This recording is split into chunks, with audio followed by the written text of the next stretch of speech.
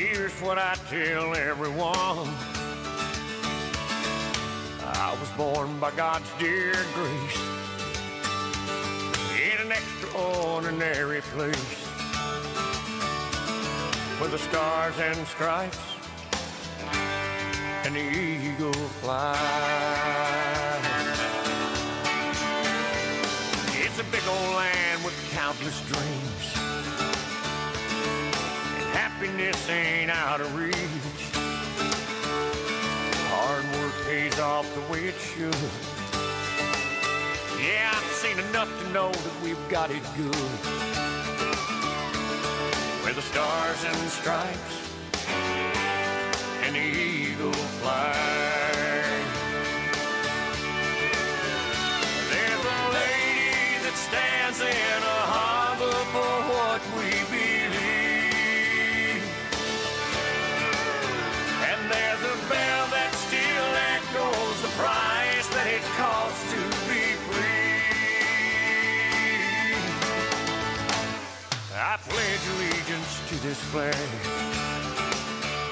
and if that bothers you, well, that's too bad. But if you got pride and you're proud you do, hey, we could use some more like me and you, where the stars and stripes and the eagle fly.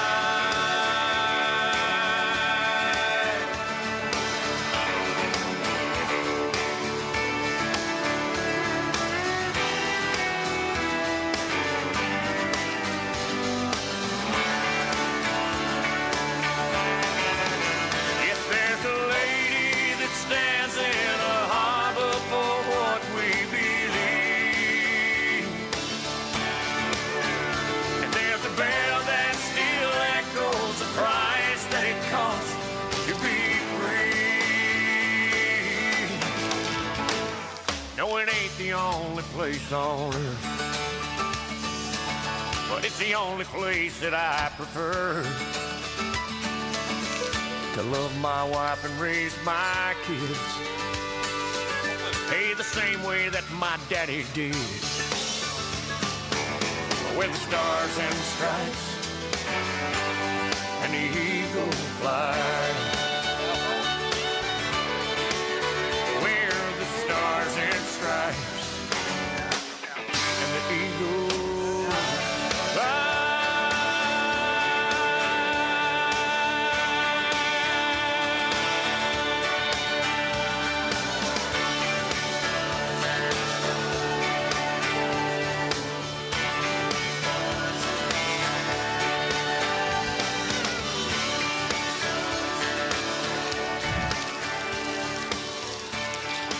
KOBC.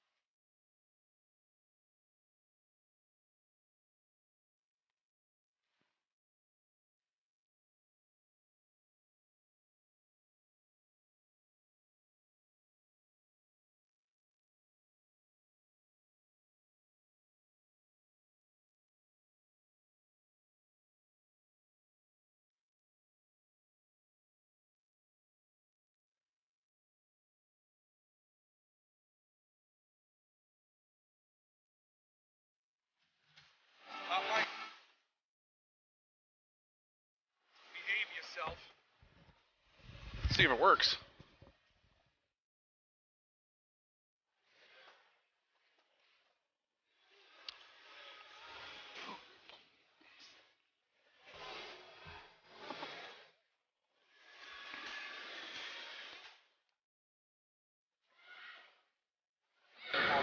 Oh, yeah.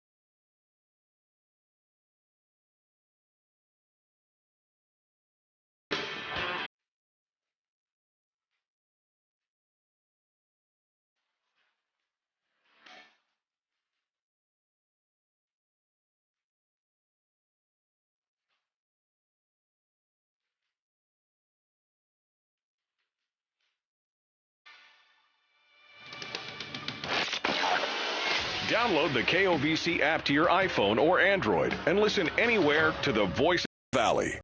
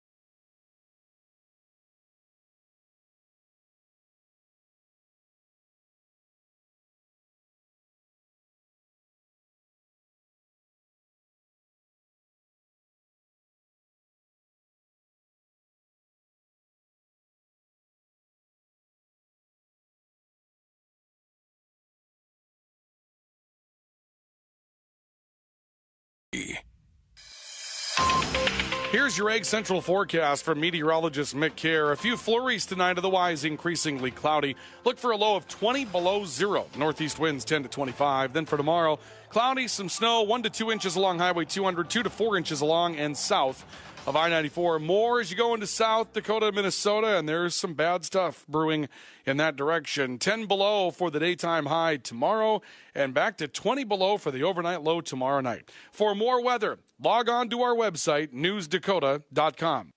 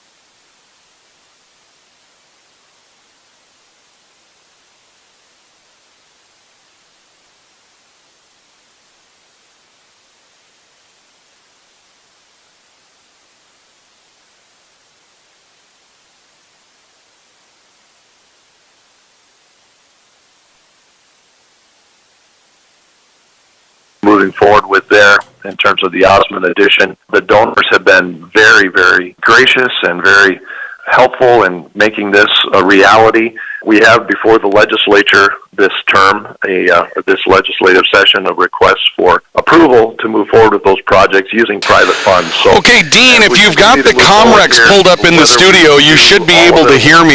If you can, I'd like you to send me a text message, if you can, and let me know that you're receiving this.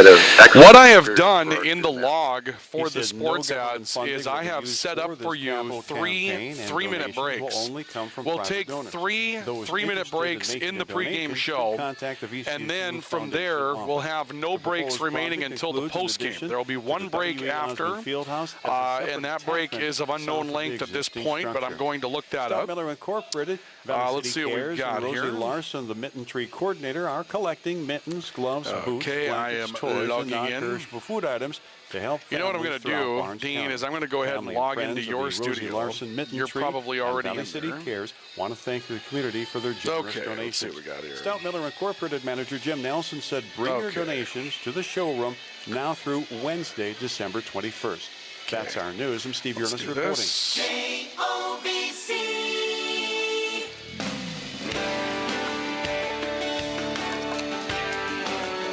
Okay, I killed the downfeed. That's me. I did that, all right? Okay. All right. Hang up that Get this out of here. Let down your Input panels. Cancel those reservations. And Dean, I'm seeing that you have the Comrex up and in queue. So you should be getting me now, Dean. I have not yet received a text message. Oh, there it is. Yeah, you can hear me fine. Okay, good. All right, so Dean, I have your log screen pulled up. You can see it in the studio. I'm going to scroll down here. And you can see that right there at 6:45, we've got the sports ads starting. And they are 3-minute breaks. There are three-minute breaks that are set up. Yours are a little roughly over 3 minutes, okay? So what we'll do is when we get started, I'll be on the phone with you to get started, and I'll just let you know when to play things. We'll probably go at like 6:44, just so that we don't get caught by one of those resyncs. That'll probably make it a little bit easier. So we'll go at 6:44, and you and I are going to start at the same time because all we have is a music bed for both stations. We're using one, you're using one. They're different, but we don't have an open that is cut here, so we should be fine. So we'll get that started at the same time. I will take 3 breaks for you in the pregame report. Those will be all 3 breaks that we play tonight because there are no breaks during wrestling. And then when we're done, we'll take 1 break in the postgame show, and I think you can see that 4th break down there is 1 minute and 30 seconds. And so that last break in the postgame show will be 1:30, and then we will wrap up at that point. So that's what we'll do tonight as far as our breaks are concerned. So 3-minute breaks in the pregame report, and then you'll have nothing going on until we get to the postgame show. Hopefully that makes sense to you. If you have any questions, send me a quick text message. Otherwise, I'll give you a call at about 6:43, and we'll coordinate our start times together. I'm going to get out of your system now, so I'll leave you alone here on log into my own screen.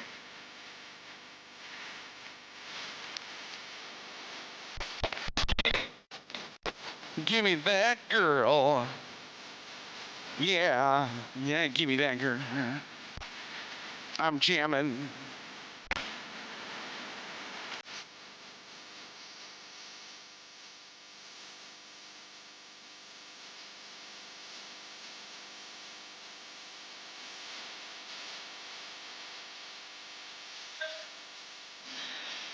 KOVC.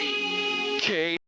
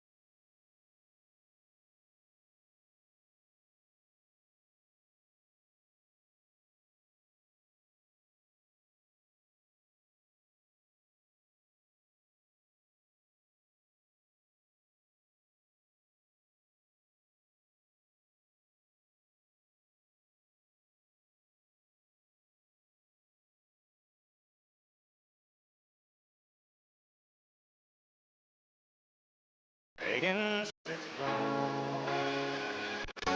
What fun it is to ride and sing a sleigh song tonight.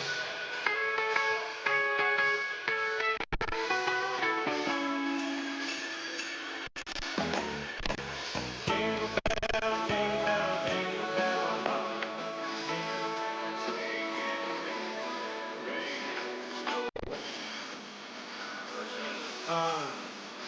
Down the jingle hop has begun. Jingle, jingle bell, jingle bell rock. Jingle bells and jingle and jingle bells sway in the frosty air.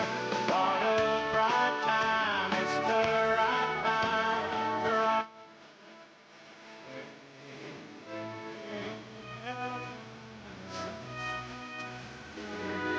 Go riding in a one-horse sleigh. Get up, jingle horse, pick up your feet. Jingle around the block. Mix and mingle with the jingling beat. It's the jingle bell rock. Come on.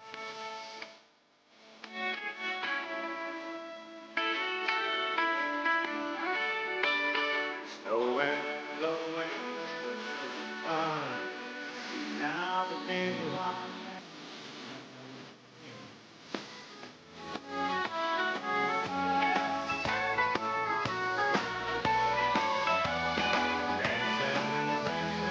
Jingle bells sway.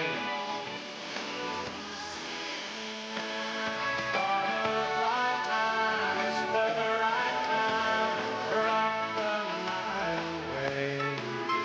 Jingle bell time, it's the go riding in a horse sleigh. Giddy up, jingle horse, pick up your feet. Jingle around the block. Mix and mingle in the jingling beat. That's the jingle bell. That's the jingle bell. That's the jingle bell rock.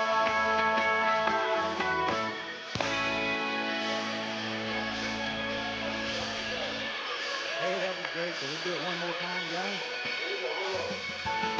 What a bright time. It's the right time to rock the night away. Jingle bell time. It's a swell time. Go riding in a one-horse sleigh. Giddy up, jingle horse, pick up your feet. Jingle around the clock. Mix and mingle in the jingling beat. That's the jingle bell. That's the jingle bell. That's the jingle bell rock.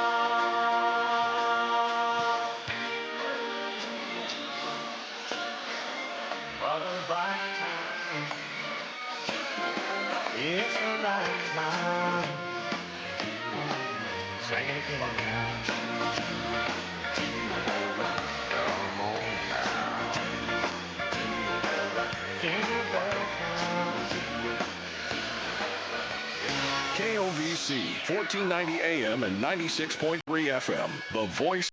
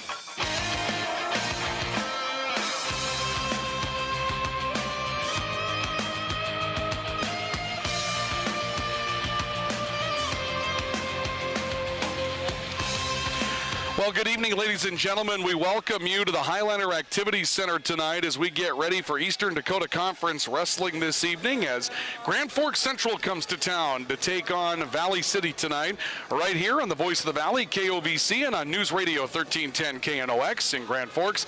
Ryan Cunningham with you here this evening. I'll be joined by Kirk Olson for color commentary and analysis coming up in just a little bit. We have a bit of a delay in getting started tonight. Hopefully it won't be that late, but they are going to change up our junior varsity schedule this evening.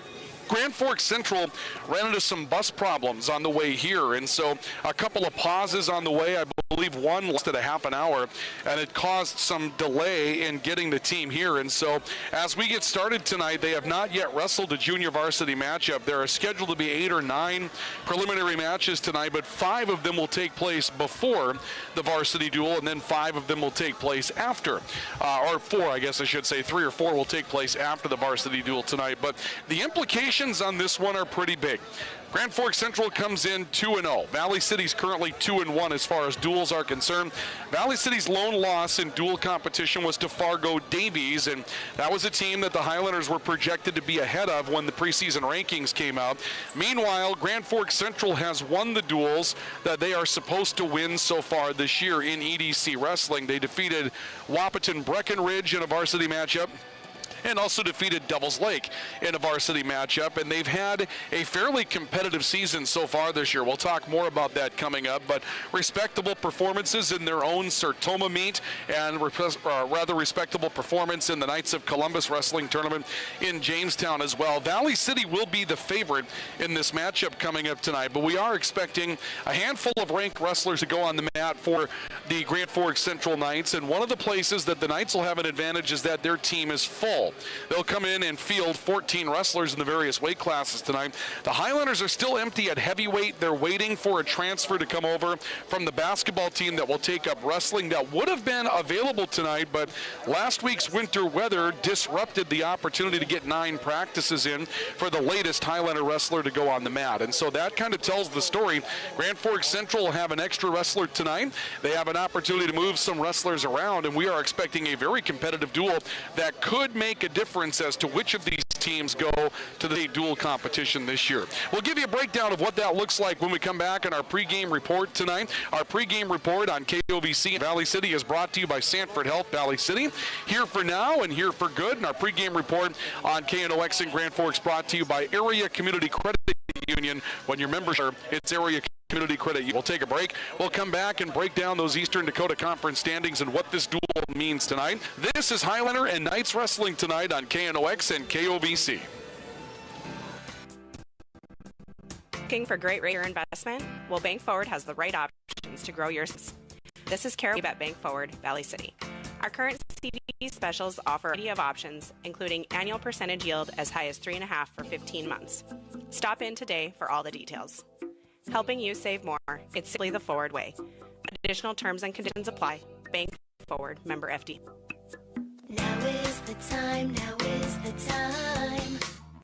At CHI Mercy Health, we believe human kindness is at the root of all healing, providing care on a human level, courage when it's needed most, and a connection that's ever present among us all. Human kindness is meant to be shared. It puts a smile on someone's face and seeks to do the same for others. Take the time to nourish what's inside and watch your life flourish outside, because taking care of yourself is an act of human kindness. Just like human kindness, happiness can come from the most unexpected places. Whether it's from your friend, your dog, or a memory, embrace it and pass it on. CHI Mercy Health, Valley City. Brothers 3 has the area's widest variety of classic and new ice fishing tackle at the lowest prices to give you the edge this year. Before heading out on the ice, stop in and get your live bait and tackle and fill your tank with the highest quality gas and diesel. Brothers 3 is your locally owned and operated convenience store. As always, Brothers 3 has the lowest prices in town on everything, from snacks and drinks to winter gear and propane and automotive supplies. Remember, it pays to shop at Brothers 3. Ho, ho, ho! Santa's got to go to Smith Lumber Home Center for gift ideas for infants to grandparents. Take a stroll through the aisles and put your gift list together and see why Smith Lumber Home Center is the complete home and gift center. Gifts galore and expanded lines coming every day. Make sure to check the Christmas shop in the all-new greenhouse for Christmas decor and live Christmas trees. There's more joy shopping local. Smith Lumber Home Center, East Main Valley. Are you on the right financial path? Are all your financial professionals on the same page? At LaRue Lockout Financial, you can be assured that your investment professional and tax professional are working together. Call Ryan LaRue at 01-845-6938 or James M. Lockout, CPA, at 845-1660. Services offered through Investment Advisors, a division of Pro Equities Incorporated, a registered investment advisor. Securities offered through Pro Equities Incorporated, a registered broker-dealer and member of FINRA and SIPC. Grotberg Electric believes in quality first, taking pride in the work and standing behind every project they do. They bring together the power, technology, and experience to keep your business online. Success of Grotberg Electric depends on three major ideals: the quality of their products, the commitment to their customers, and most of all, their customer service. Call Grotberg Electric today at 845-3010 or visit them online, grotbergelectric.com. Welcome back to the Highlander Activity Center, where junior varsity wrestling has begun here tonight. The Highlanders, Grand Forks Central. Ryan Cunningham, Kirk Olson with you tonight on KOVC, the voice of the Valley, and on News Radio 1310 KNOS. Tonight for the Knights in the High. Interesting one tonight, Kirk. Central comes in full team, 2-0. They know they probably have to beat somebody that maybe they're not expected to get. They may be missing a wrestler or two. This might be our chance to sneak into the state duels before we get to Christmas time. There's a lot on the line tonight. There is, and and it's unfortunate that's the way they have it set up, is that these duels mean so much early in the season wrestling. So, it's important for us to get a win, and it's for Central to get a win too. So it's going to be a battle. Central's 2-0, as we mentioned on the season. They have defeated Wahpeton, Breckenridge, and Devils Lake. You would say that they've won the duels they're supposed to at this point. West Fargo's 2-0. West Fargo Cheyenne is 2-0. We were supposed to have seen West Fargo and Valley City, but that was whitewashed last week in a triangular with Forks Red River. The Highlanders are 2-1, but we saw that one loss. That was to Fargo Davies, and maybe a little bit unexpected. And the Highlanders still aren't full, and so that makes them a little bit vulnerable to this one. If you want to say vulnerable or susceptible, whatever word you want to use, they are. And Valley City's been dominant in the duels the last 5-6 years. So, there's a little bit out there now. Guys are going after them, and I almost think this is sort of like the NFC Central Black and Blue division. These guys are just beating the crap out of each other. Yes. Every win is valuable, so you got to get out there and get the win. You just can't. We had the one loss, and that one loss might not get us into the state tournament. Yeah, depending upon how this one goes in the rest of the season as well. Interesting to note that Central and Valley City do things kind of the same way as well. They're both very blue-collar type of teams. Go out there and work really hard. Not a ton of flash, although there are some ranked wrestlers on both sides. But really, this is going to come down to some toss-up matches. Well, I'm a sole believer that when it comes down to the duel matches, in a duel, the matches come down to whether you get pinned or not get pinned. Right. It's not so much whether you're winning the matches. It's those matches where you don't get pinned is a W for your team. It's just not allowing them to have the maximum points of 6 points. It's only giving them 3. So, quick recap on the season. Devils Lake, Breckenridge, Wahpeton. Central wins 48-24 and 57-21 respectively. 5th at the Dan Unruh tournament in Wahpeton. 12th at the Knights of Columbus tournament in Jamestown. Take nothing out of that. That tournament has been tough for a very long time. But Valley City did place, I believe, 2nd in that tournament in Jamestown at that point. Win over Grafton in non-conference matchups. Win or a loss to Crookston 42-36. That might have been a surprise. They were beaten by Thief River Falls in the Sertoma. A lot of good teams are. Came back with a resounding win over Belcourt, and then won by technical points over Stewartville, Minnesota, which is a quality win for Grand Forks Central. Stewartville was a team that Valley City met up with in the opening round, and so that tells you how even this could be at some point tonight. Absolutely, and I actually had to talk to a few people. My niece and a friend of ours teaches in Stewartville, so I had to find out a little bit about their wrestling program down there, and they're pretty decent wrestling program. Yeah, so a win over Stewartville in that Sertoma tournament is a quality win, and we'll see if that one is something that they can hang on to and build some momentum with tonight. Valley City coming into this matchup, their season again starts with the really dominant win over Fargo North, 71-9, but they lost to Fargo Davies 39-31. Now, interesting, one of those matches turned itself around in a tournament later that weekend, a match where one of the Highlanders was beaten by fall. I want to say that was it Chase Coughlin that was beaten Chase by Coughlin, fall. He ends up pounds. coming back and winning a decision over the same kid in the tournament. That's a 9-point swing, and you lost the duel by 8. So that's how close that could have been. They placed second out of 12 of the Knights of Columbus tournament. They come up with a win in dual competition over Waubun, Minnesota, 45-33. Defeat South 83-0, which obviously South was empty. I believe they had 8 wrestlers on the team at Fargo South that night, but there were 8 bouts, and the Highlanders won them. Win over Stewartville, lost to the eventual champion of the Sertoma tournament, LPGE Browerville. If you're wondering, that's Long Prairie Gray Eagle. I had to look it up.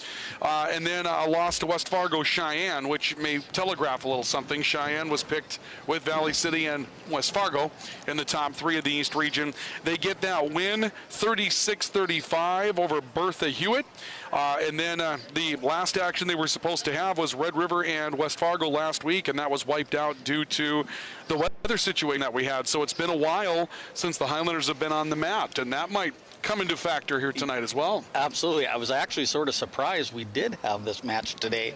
I was supposed to be down in Wapton for a gymnastics meet.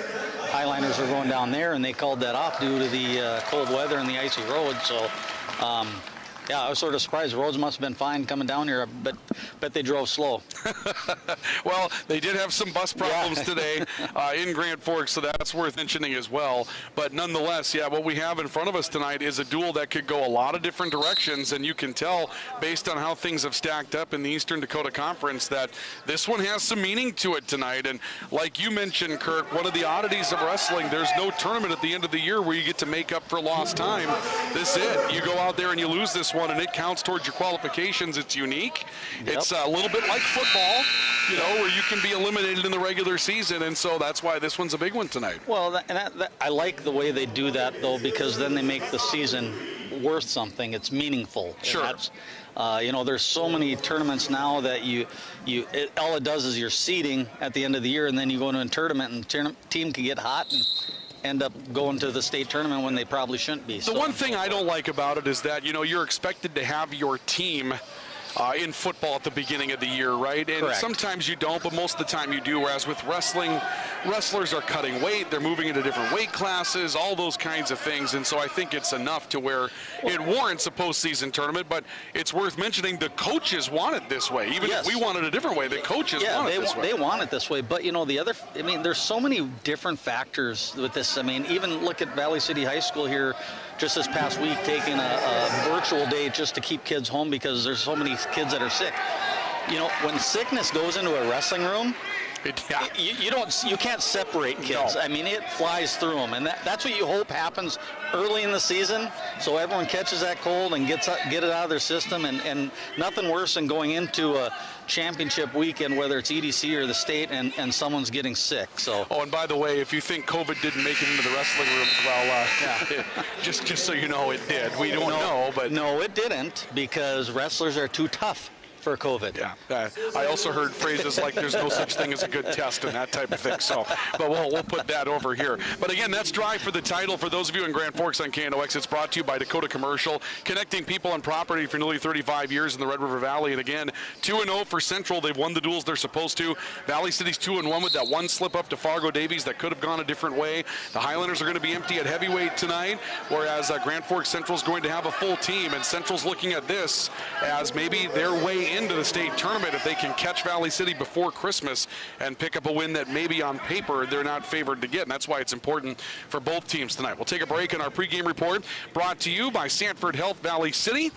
Here for now, here for good on KOVC and on KNOX, brought to you tonight by Area Community Credit Union, where your memberships matter. When we come back, we'll break down the matchups for this one. Handful of ranked wrestlers for Valley City, and believe it or not, Coy Griebel, the headline maker for the Valley City Highlanders, has a ranked wrestler in his own weight class to wrestle tonight. We'll give you a preview of the matchups next.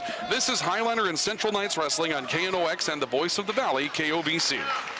Why choose professional eye care centers? Let's count the whys. First, there are now 4 great doctors to see: Dr. Frank, Dr. Freilich, Dr. Jangula, and now welcoming Dr. Bond. Next is their many locations. You can now see one of their spectacular doctors in Jamestown, Valley City, Carrington, and Edgeley. And finally, their fantastic frame selection. And yes, all of their frames and lenses are backed up by warranty. Visit ProEyeCareCenters.com and make an appointment today. Professional eye care centers, clearly the best. Don't leave your wiring to chance. Plug into your #1 electrical source, Highline Electric. They're the experts in residential, commercial, and industrial electrical work. No cutting corners at Highline Electric. Call 845-0731. They'll give you a free estimate before any work is done. Family owned since 1986 with Chad and Tracy Zahn. And I promise, the price won't shock you. Highline Electric in Valley City. Call 845-0731.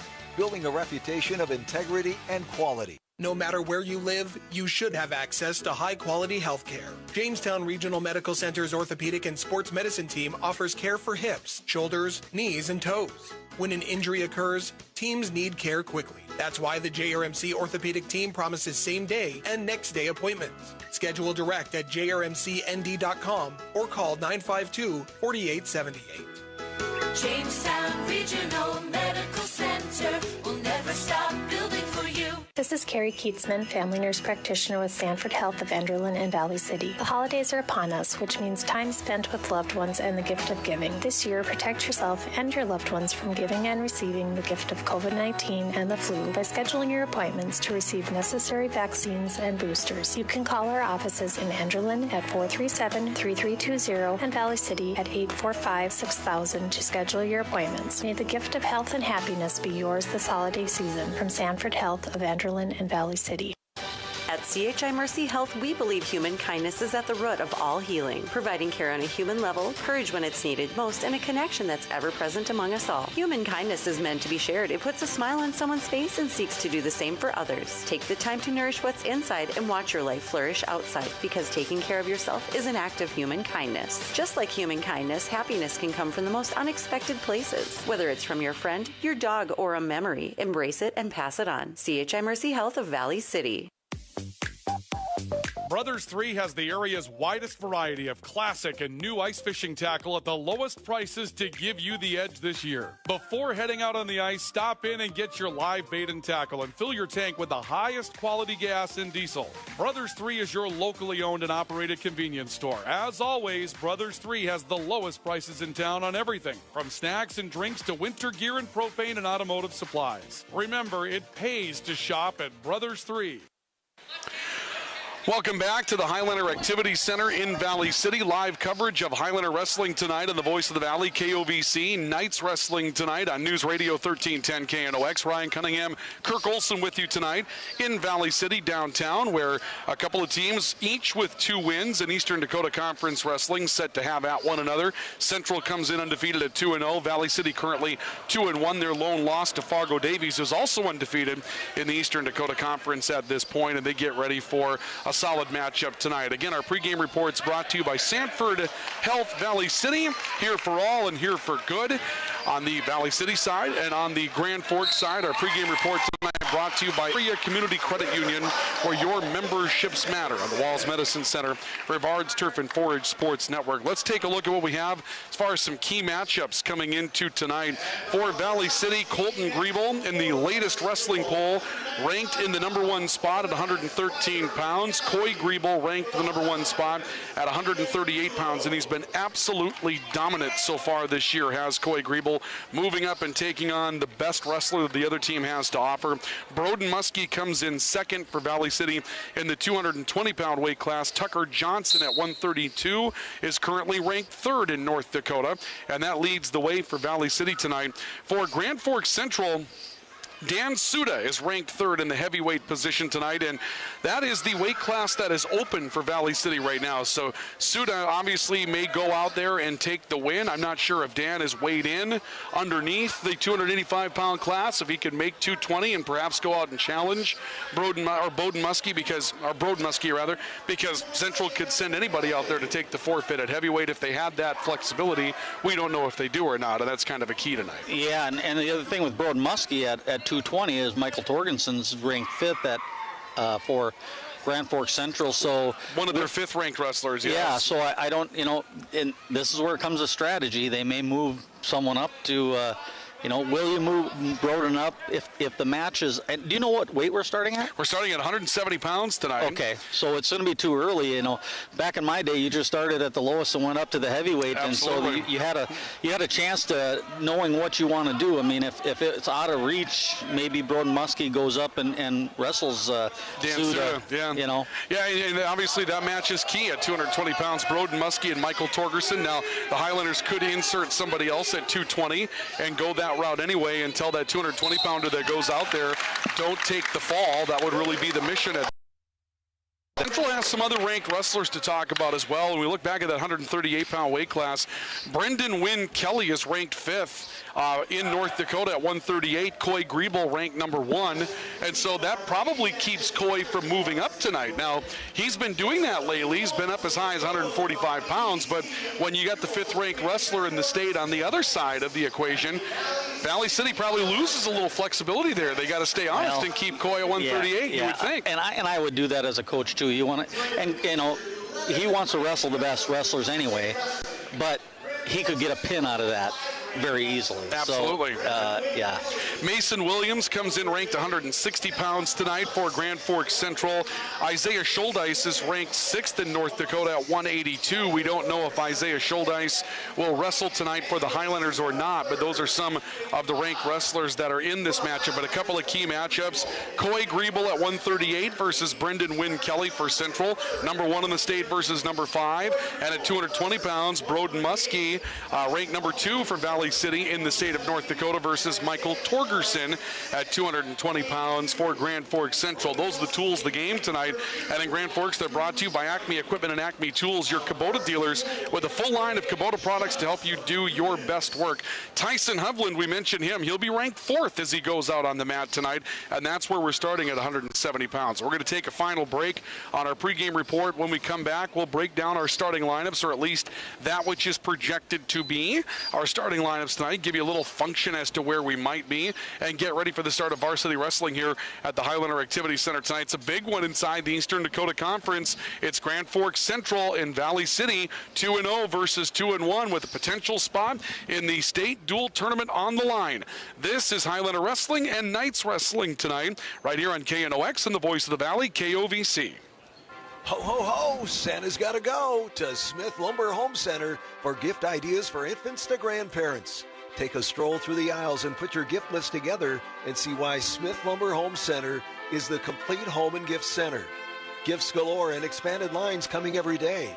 Make sure to check the Christmas shop in the all-new greenhouse for Christmas decor and live Christmas trees. There's more joy to shopping local. Smith Lumber Home Center, East Main, Valley City. Are you on the right financial path? Are all your financial professionals on the same page? At LaRue Lockout Financial, you can be assured that your investment professional and tax professional are working together. Call Ryan LaRue at 701-845-6938 or James M. Lockout, CPA, at 845-1660. Services offered through Investment Advisors, a division of Pro Equities Incorporated, a registered investment advisor. Securities offered through Pro Equities Incorporated, a registered broker-dealer and member of FINRA and SIPC. Ivy Real Estate Group, your locally owned real estate brokerage, is cheering for the home team. Listen to KOVC for the Ivy Real Estate Group Player of the Game following every Valley City Highliner and VCSU Vikings game. Don't leave your wiring to chance. Plug into your number 1 electrical source, Highline Electric. They're the experts in residential, commercial, and industrial electrical work. No cutting corners at Highline Electric. Call 845-0731. They'll give you a free estimate before any work is done. Family owned since 1986 with Chad and Tracy Zahn. And I promise, the price won't shock you. Highline Electric in Valley City. Call 845-0731. Building a reputation of integrity and quality. No matter where you live, you should have access to high-quality health care. Jamestown Regional Medical Center's orthopedic and sports medicine team offers care for hips, shoulders, knees, and toes. When an injury occurs, teams need care quickly. That's why the JRMC orthopedic team promises same-day and next-day appointments. Schedule direct at jrmcnd.com or call 952-4878. Jamestown Regional Medical Center will never stop building for you. Grotberg Electric believes in quality first, taking pride in the work and standing behind every project they do. They bring together the power, technology, and experience to keep your business online. The success of Grotberg Electric depends on three major ideals: the quality of their products, the commitment to their customers, and most of all, their customer service. Call Grotberg Electric today at 845-3010 or visit them online, grotbergelectric.com. This is Carrie Keatsman, family nurse practitioner with Sanford Health of Enderlin and Valley City. The holidays are upon us, which means time spent with loved ones and the gift of giving. This year, protect yourself and your loved ones from giving and receiving the gift of COVID-19 and the flu by scheduling your appointments to receive necessary vaccines and boosters. You can call our offices in Enderlin at 437-3320 and Valley City at 845-6000 to schedule your appointments. May the gift of health and happiness be yours this holiday season. From Sanford Health of Enderlin and Valley City. Welcome back to the Highlander Activity Center tonight. They've cleared the mat. We're getting ready for the introduction of lineups and our national anthem as we continue our coverage of Knights Wrestling on KNOX, Highlander Wrestling tonight on KOVC from the Highlander Activity Center in downtown Valley City. Ryan Cunningham, Kirk Olson with you tonight as our pregame report continues, brought to you by Sanford Health, Valley City, here for all, here for good, and by Area Community Credit Union in Grand Forks, where your memberships matter. Let's take a look at our starting lineups tonight. Starting lineup for KOVC in Valley City, brought to you by CHI, Mercy Health Valley City, Hello Human Kindness, and in Grand Forks, our starting lineup tonight is brought to you by Franson Bank and Trust, real people, real results, fransonbank.com. Here are the projected lineups for tonight. At 106, 7th grader Chase Coughlin for Valley City faces 7th grader Riss Safratovich for the Knights. At 113, 7th grader Gabby Hannig for Valley City will take on freshman Cesar Cruz for Grand Forks Central. At 120, 8th grader Tyson Clabo for the Highlanders and 9th grader Zach Nelson for the Knights. At 126, Colton Griebel, a sophomore for Valley City, will take on Bryce Kelly, a sophomore for Central. At 132, Tucker Johnson, a senior for the Highlanders, will take on Caden Everson, a sophomore for Central. Again, in that matchup at 138 that we're expecting to be a good one, Coy Griebel, ranked number 1 in North Dakota in his weight class at 138, a senior, will take on Brendan Wynn Kelly, who's ranked 5th in North Dakota at 138. Wynn Kelly is a junior. At 145, Espen Kunze, a senior for the Highlanders, will face Anton Perales, a freshman for Grand Forks Central. At 152, it's Alex Rogelstedt, a senior for the Highlanders, taking on Noah Morkvie, a junior for the Knights. At 160, freshman Corbin Powell for the Highlanders will face Mason Williams, ranked 5th in that weight class, a senior for the Knights at 160. At 170, where we'll start tonight, Tyson Hovland, ranked 4th in North Dakota, a senior, will face Gavin Pilgrim, a senior for Grand Forks Central. So senior versus senior right out of the bat, and we'll only have 3 of those in the lineup tonight. And that's what we think we'll have. At 182, Isaiah Schuldeis, a senior, is scheduled to take on senior Jaden Hakey for Grand Forks Central. At 195, Carter Jewett, a junior for the Highlanders, faces junior Isaiah Hernandez for Central. Then at 220, again, number 2 versus number 5, Broden Muskie, ranked number 2 at 220, set to take on Michael Torgerson, who's ranked number 5 at 220 for Grand Forks Central. And then at the heavyweight position tonight, they listed Scott Rohde, a sophomore for Valley City, to face Daniel Suda, a senior for Grand Forks Central. But we know the Highlanders will be empty at heavyweight tonight, and we can talk you through that. So Scott Rohde, a couple of weeks ago when the Highlander basketball team went on the floor, was a reserve post player for the Highlander basketball team, and the wrestling team talked him into crossing over to the dark side, if you will. And so Scott Rohde has not yet made the minimum amount of practices as a wrestler, which this is really odd, Kirk. We can discuss this. He's not eligible tonight because you need 9 practices, and I understand the argument for the minimum number of practices, but Scott Rohde played football. He obviously made the minimum number of practices to be eligible for the basketball team right away. So it seems as though we could cut him a little bit of slack someplace, but the slack will not be cut, and the Highlanders won't have a heavyweight. At least they won't have Scott Rohde at heavyweight tonight. Yeah, and I don't think it's the coaches saying no, he's not ready to put him out there, because I mean, Scott Rohde's a big boy. He was a lineman for the Highlanders, and I think you put him out there with anyone, I think he's going to be able to manhandle someone. And what a great job as a team to go out and talk to Scott Rohde and try to get him on the wrestling mat, because that's going to help him in football, and football is his game. So it's going to be it's going to be fun to see him develop, and I think that, you know, I've seen it way too many times. Coach Larson will get some kid out of school there, get him in the wrestling room, and okay, these are the 3 moves we're going to teach you, and these are the 3 moves you're going to master. And if you don't get these, oh well, you know. And that's what you do. I mean, that's how you get a guy started. And he's only a sophomore, so I mean. I like the fact that they talk to him as a sophomore, and you have an honest conversation with an athlete. And Scott, you know, was on the basketball team, and you take a look at his body type, you take a look at his coordination, you also take a look at the future of that position for the Highlander basketball team, and you have an honest conversation with him and say, there is a need for you in a different sport. We think you would excel at it. And then, you know, how about a tip of the cap to Scott Rohde, who as a sophomore has the courage to say, okay, I'm going to step away from the things that I've done to be ready to be a varsity basketball player, which that's not just a couple of years when you're a freshman. There's junior high, there's elementary, and you step away from all of that and you take a chance on this brand new thing.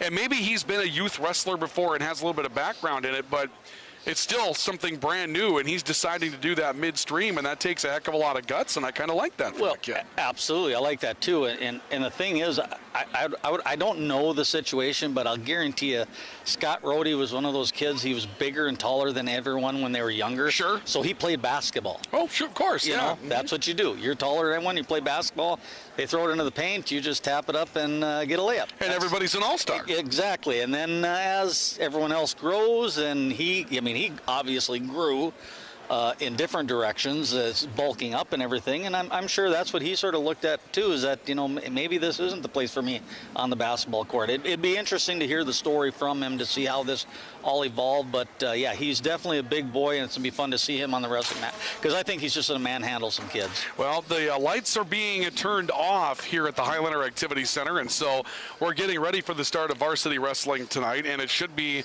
a really, really good matchup tonight. Now, throughout the course of the night, you'll hear from our sponsors. Again, there are no commercial breaks in a wrestling setting, and so what that means is that we'll be bringing you these matches with a mention to our sponsors tonight, and so you'll hear more from them coming up as we go throughout the night here this evening, so do stay tuned for that. But again, a big thank you to our sponsors for bringing this to you tonight. And for those of you in Grand Forks, they include the premier sports partners, Walls Medicine Center, your vaccine headquarters in Grand Forks, and Rivard's Turf and Forage, Specialized Seed Company in Grand Forks. Visit them at rivards.com.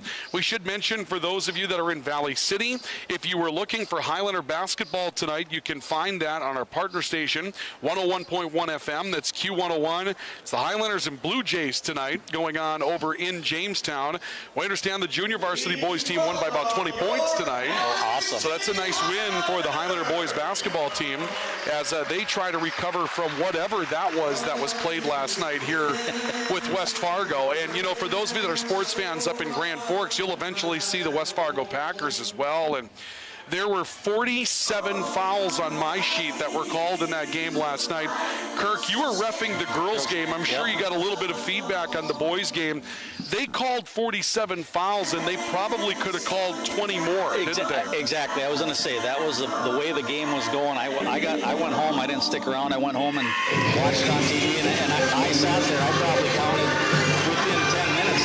There could have been 12 more fouls that they could have called. Yeah. And it was just the way the game was at, and they didn't, the kids didn't adjust. The coaches didn't talk to the kids to adjust that, hey, they're going to call things.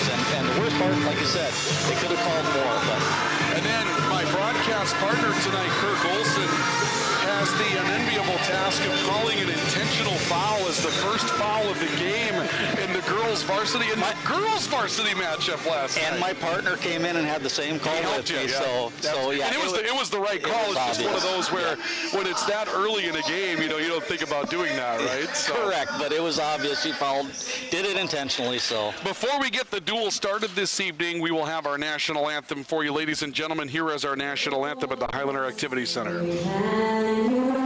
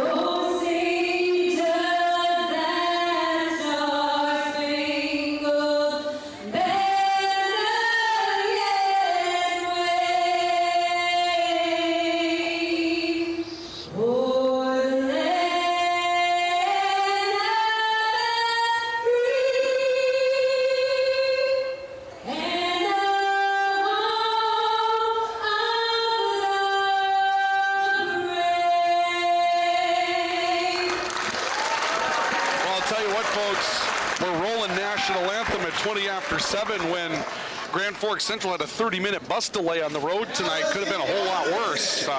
So we're going to stay pretty close to on schedule tonight, and we'll just wait and see. But we're expecting a nearly full duel tonight. Grand Forks Central is with a full team coming into this one with 14 weight classes. The Highlanders, we know, 13 weight classes. We know they're empty at one weight class, and we believe that they're going to perhaps be empty at another. We have to wait and find out based on decision-making that will happen there. And so we'll have to wait and see what happens going forward with that one. You know, one of the interesting stories about wrestling in this one tonight, particularly for those of you in the Grand Forks area, is that this year, Grand Forks Central and Grand Forks Red River combined their girls programs, so now it's the Knight Rider wrestling team like it is for hockey and swimming and that type of thing. And I'm waiting to see what that's going to look like. Valley City has a female wrestler in the varsity lineup tonight. Gabby Hannig has taken her introduction, so that's happened. And Grand Forks Central has had one of the most dominant female wrestlers ever since the sport came in. And I've watched a couple of matches with Allison in the past, and she doesn't wrestle like a girl. She wrestles like a full-fledged man when she's on the mat. Let me tell you something. So yeah, but that's one of the interesting stories this year is the growth or lack thereof, depending upon of girls wrestling and what the future is there. I know Kirk Olson, who is a Farmers Union insurance agent. He can say hi to Aaron Dunphy up in Grand Forks tonight. You obviously sponsor the Wrestler of the Week award, and you've already chosen a couple of girls this year as the Wrestler of the Week award. Deegan Kirschman was the second week Wrestler of the Week, and so that's pretty cool that you see this. And yeah, you know, I just had a conversation with a couple guys, old wrestlers, about where women's wrestling, girls wrestling, is coming into play in North Dakota, and it's growing. We hear, and I mean, unfortunately, we talk about it even on the Class B side that, you know, if we go to that three-class system with basketball and everything, has wrestling been taking girls away from basketball or not in other sports? I don't think it has. I think this has given opportunities to girls that weren't going to do something. Well, that's my opinion. You know, but there's a lot of talk, and it's good that you mentioned that, Kirk, because there's a lot of talk in basketball circles about girls basketball and where it's at right now. And I was talking with one of the sub-varsity coaches here in Valley City, and he mentioned Thompson. And Thompson's girls basketball team is highly ranked this year. I think they're 7th in North Dakota. Great tradition, great coach in Jason Brend. You'd love to play for him. He's a great guy.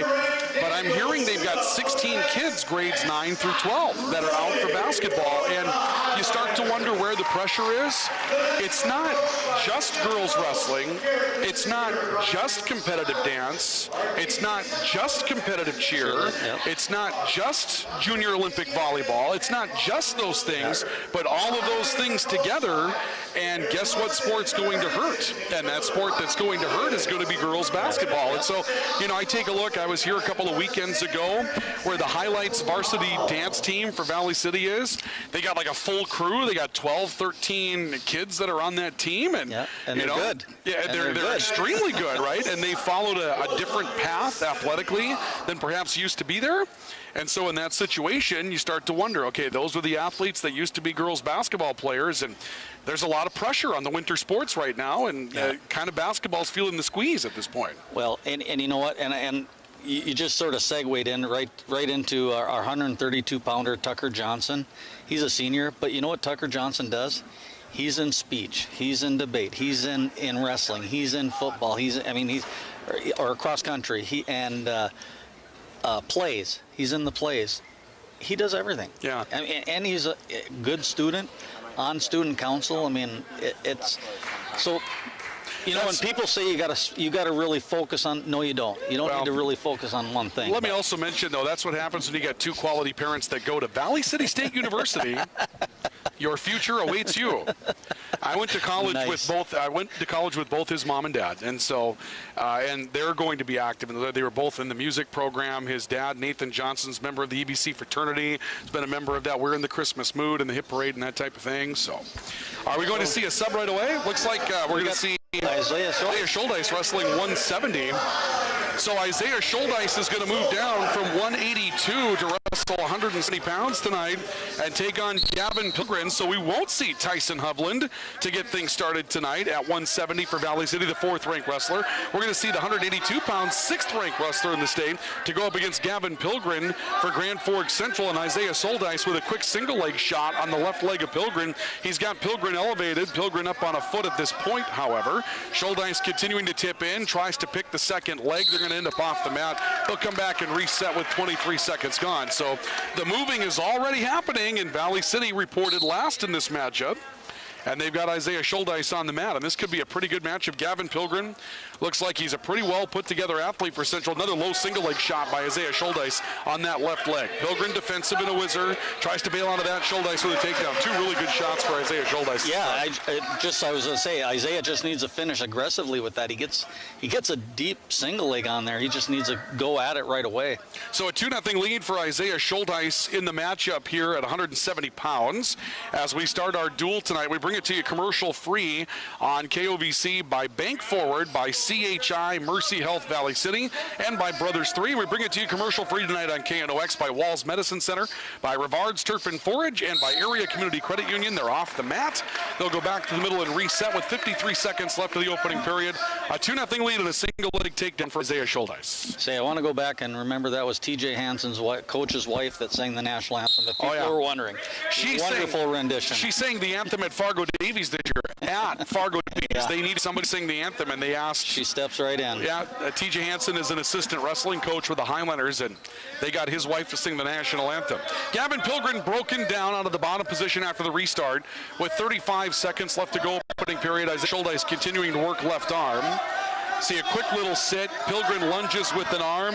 Soldice into a chicken wing on the left side, and now has it in deep. Tries to go bar arm. He's got limited time in the middle of the mat to try to turn it. Only 20 seconds to go. He's got the chicken wing locked in. Maybe looking 2-on-1 underneath the body, but you can tell Gavin Pilgrim full of upper body strength. It's going to be really hard to turn. And Isaiah really wants to get that bar arm on the other side, but you don't always have to bar arm that. You can just post the elbow and run it around if you're quick and strong enough. Soldice will end with a 2-0 lead at the end of the opening period.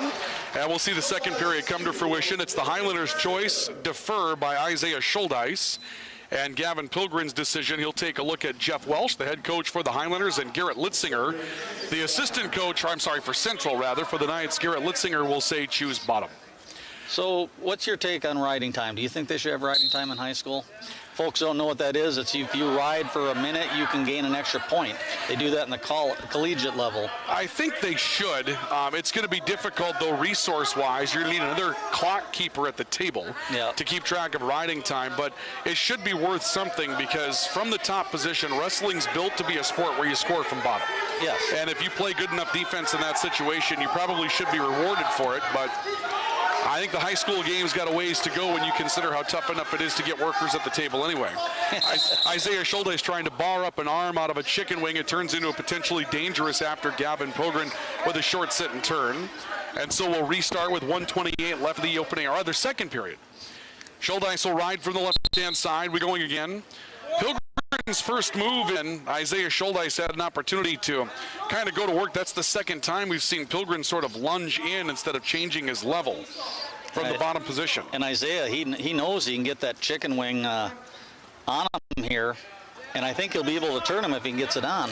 He's got the bar arm underneath the body right now, does Isaiah Soldice, but he really wants that chicken wing. You can tell that's what he's been working. Pilgrim, quick sit out and turn, got to his feet, and that's a nice escape. Gavin Pilgrim with a sit out turn into an escape on the stand up, and it's 2-1. Isaiah Soldice lead down to 1.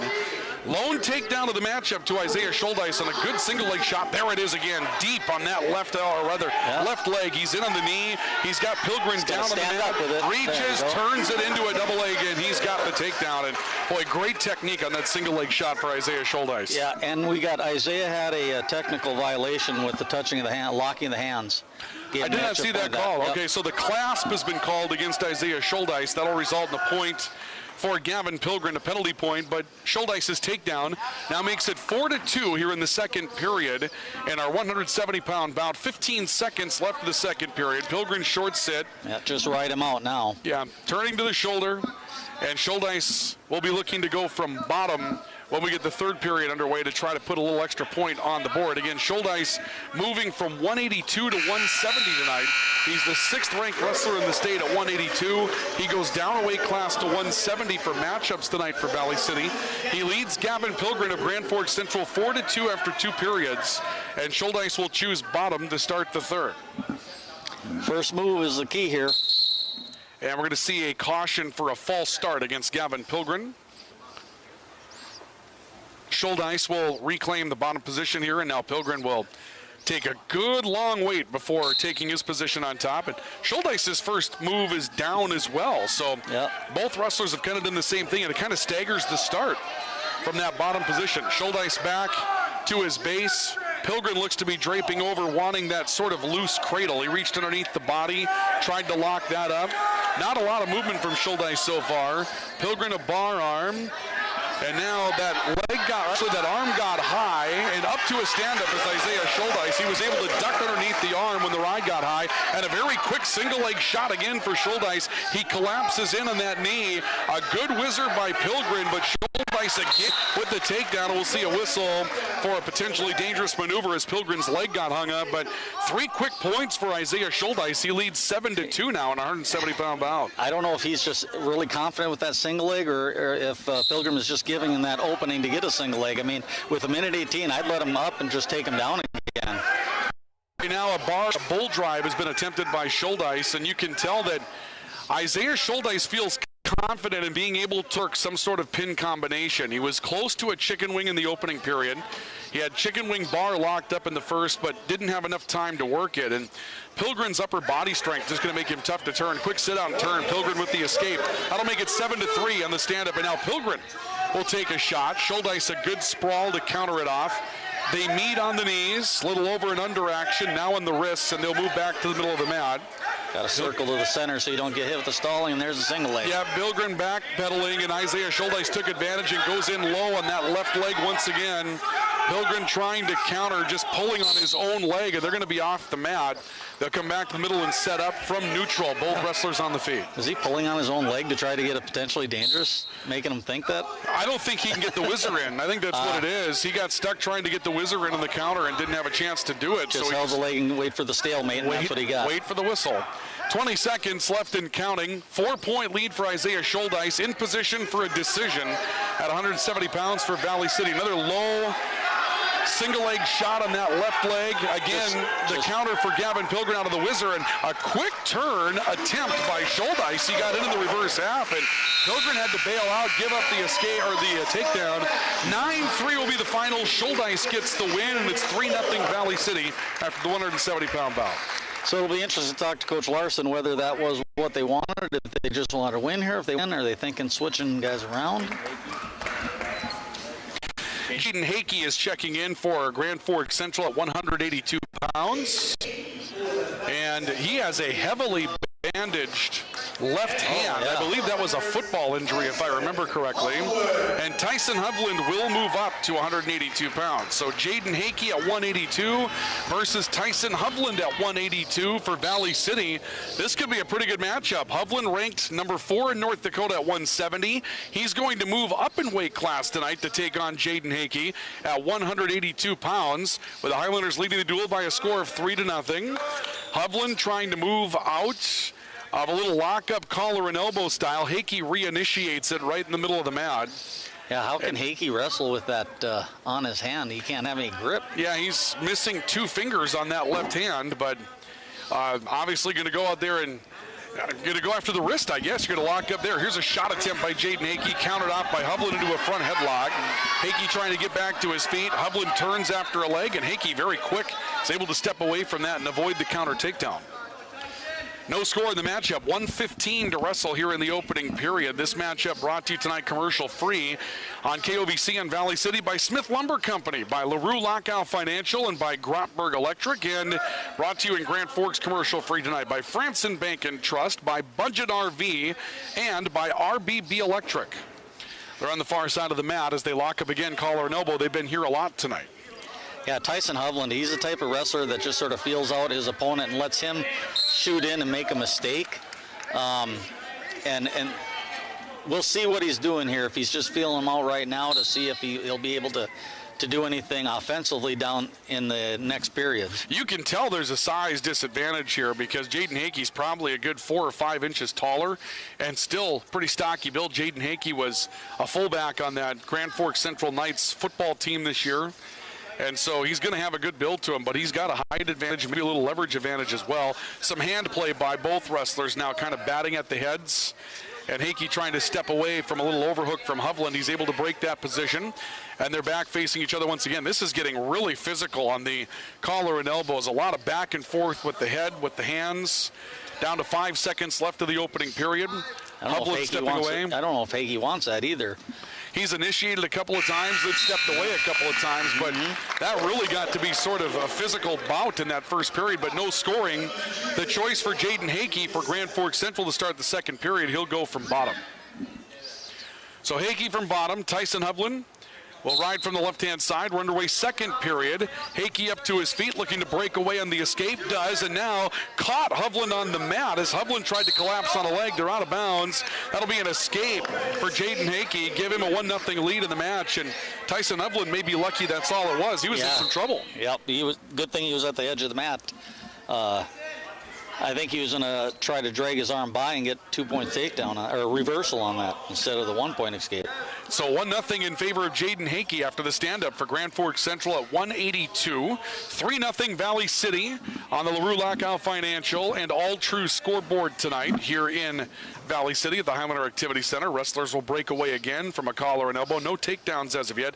Hakey moving back and forth, trying to change his levels a bit, and Hovland sort of waiting for Hakey to step in. And taking a look at where Jaden Hakey decides to come from. Shot attempt at an outside single. Hovland's got a good drag on him. Good front headlock, but was unable to finish. As he tried to move around to the back, he was unable to finish the takedown, and that's the second chance at a counter takedown for Hovland that Hakey has been able to avoid. They're on the outer ring in front of the Highlander bench on our right. And now moving to the corner of the mat, and they'll come back to reset with 56 seconds left to go in the second period. Yeah, for a 182-pounder, Hakey's quick, very quick on his feet. Tyson Hovland down 1-0 to Jaden Hakey at 182. Hovland for the Highlanders, Hakey for the Knights. Again, Tyson Hovland ranked 4th in North Dakota at 170, but moving up to 182 for this bout tonight and for this duel tonight. Hakey moving in on Hovland on the right. And again, both locked up collar and elbow. Just a muscular pushing and shoving match right now. I think Tyson's trying to feel whether he likes to go to the headlock and have the head and arm. I think he's feeling it out right now, whether he's getting enough pressure or anything. There's a little snap down. They go off the mat, however, before it can be finished. And so back to the middle they will go once again.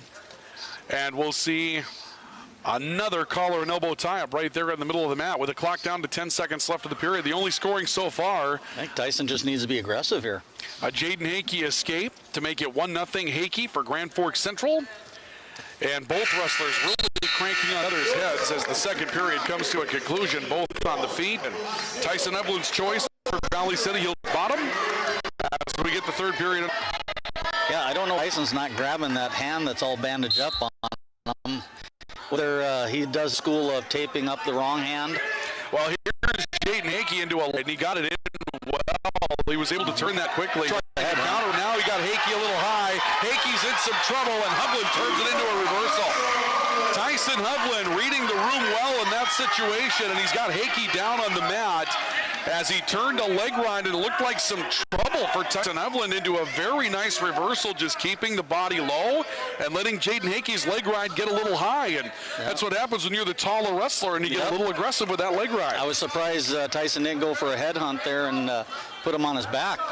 And now Hovland from top working bar arm on Jaden Hakey underneath the mat, and Hakey's really defensive right now, broken down on the mat as Hovland goes to work towards the upper body. 1:10 to wrestle, third period. 2-1 Tyson Hovland by a point. Jaden Hakey at 182 for Grand Forks Central, trying to counter a decision for Valley City's Isaiah Schuldeis that got the night started, but that reversal by Tyson Hovland and a stalling caution now against Hovland will break the hole with 55 seconds left of the third period. He's got a 2-on-1. He's not doing anything with it, but Coach Larson doesn't like that call either, because let him allow him to to do something with a 2-on. Yeah, Hakey was a little defensive in that situation, but maybe got the benefit of the call. Now Hakey up to a stand-up, and he's able to break away, get the point. We're going to be tied at 2, so this will come down to somebody scoring from the feet with 40 seconds left to go in the third period. 2 apiece. There hasn't been a takedown yet in the matchup. Hakey left side of the mat with Hovland in front of the central bench now. Both wrestlers trying to improve their lockup. We haven't seen a shot attempt as of yet by Hovland. It's been all counters. Hakey's tried a couple of shots, and Hovland's been very quick to get away from them and go that front headlock. Here's Hakey with a throw attempt right on the boundary of the mat. Came over the head, but they were out of bounds before Hovland could capitalize. 19 seconds left in regulation. Hakey, Hovland locked up middle of the mat again. Hakey shucks the head. Hovland pushes in. 10 seconds left in the third. Locked up on the arms in front of the scorer's table. 5 seconds left in the third. A bat. Hakey, a double leg shot. He's got Hovland in some trouble. Hovland countering. Whistle. No scoring at the end of the match. And look, and Tyson came around from the backside on that too. Wow. Jaden Hakey thought he had a takedown. Tyson Hovland thought he had a counter. We got overtime. The official emphatically signals no scoring, so we go to sudden death overtime at 182 pounds. 1 minute on the clock, sudden death. First wrestler to score wins. Hakey's been the closest to a takedown so far tonight. Hovland dragging the head, and they move near the far side of the mat. Almost tried to pick an ankle on that one, I think Hovland was looking for. 45 seconds left of sudden death overtime from the feet. They're off the mat with 42 seconds. They're going back to the middle. Well, we're glad we got a nice match here. Wrestler scores, they win. If it's a 5-point move, you still have a chance to go for the fall and the 6-point win for your team. But right now, it's just trying to pick up a win in overtime. 30 seconds left. In front of the scorer's table, Hakey continues to initiate collar and elbow. Hovland steps away and counters. Now Hovland comes back after the arms. Hakey stepping away from that. They dangle on the boundary of the mat. Got underhook on him. Tyson does. Hovland tried the right side. Now Hakey changes that back to his right side. 10 seconds left of sudden death overtime. Hakey steps away, shot attempt. Hovland countered him in the upper body. Down to 2, down to 1, and we're going to go to another overtime. And we got to remember that Tyson Hovland has a warning for stalling. That can come into play. The choice will go to Central, and Hakey will choose bottom. Now 30 seconds, and then the choice will go to Hovland. So this is not sudden death at this point. Hakey up to his feet, looks to break away. Hovland tried to collapse on a leg. Hakey tries to turn out of it. Hovland reaches out to try to avoid the reversal. Hakey continuing to spin. They're off the mat. They will award a point to Jaden Hakey for the escape. Both wrestlers get the opportunity to go from bottom if you survive the first overtime. There really are 2 overtimes left unless somebody is pinned, I believe. Yeah. So with 10 seconds left of the second overtime, which is 30 seconds, Jaden Hakey leads 3-2 after the escape on Tyson Hovland. Down to 5 seconds, down to 2, down to 1, and that's going to be the end of the second overtime.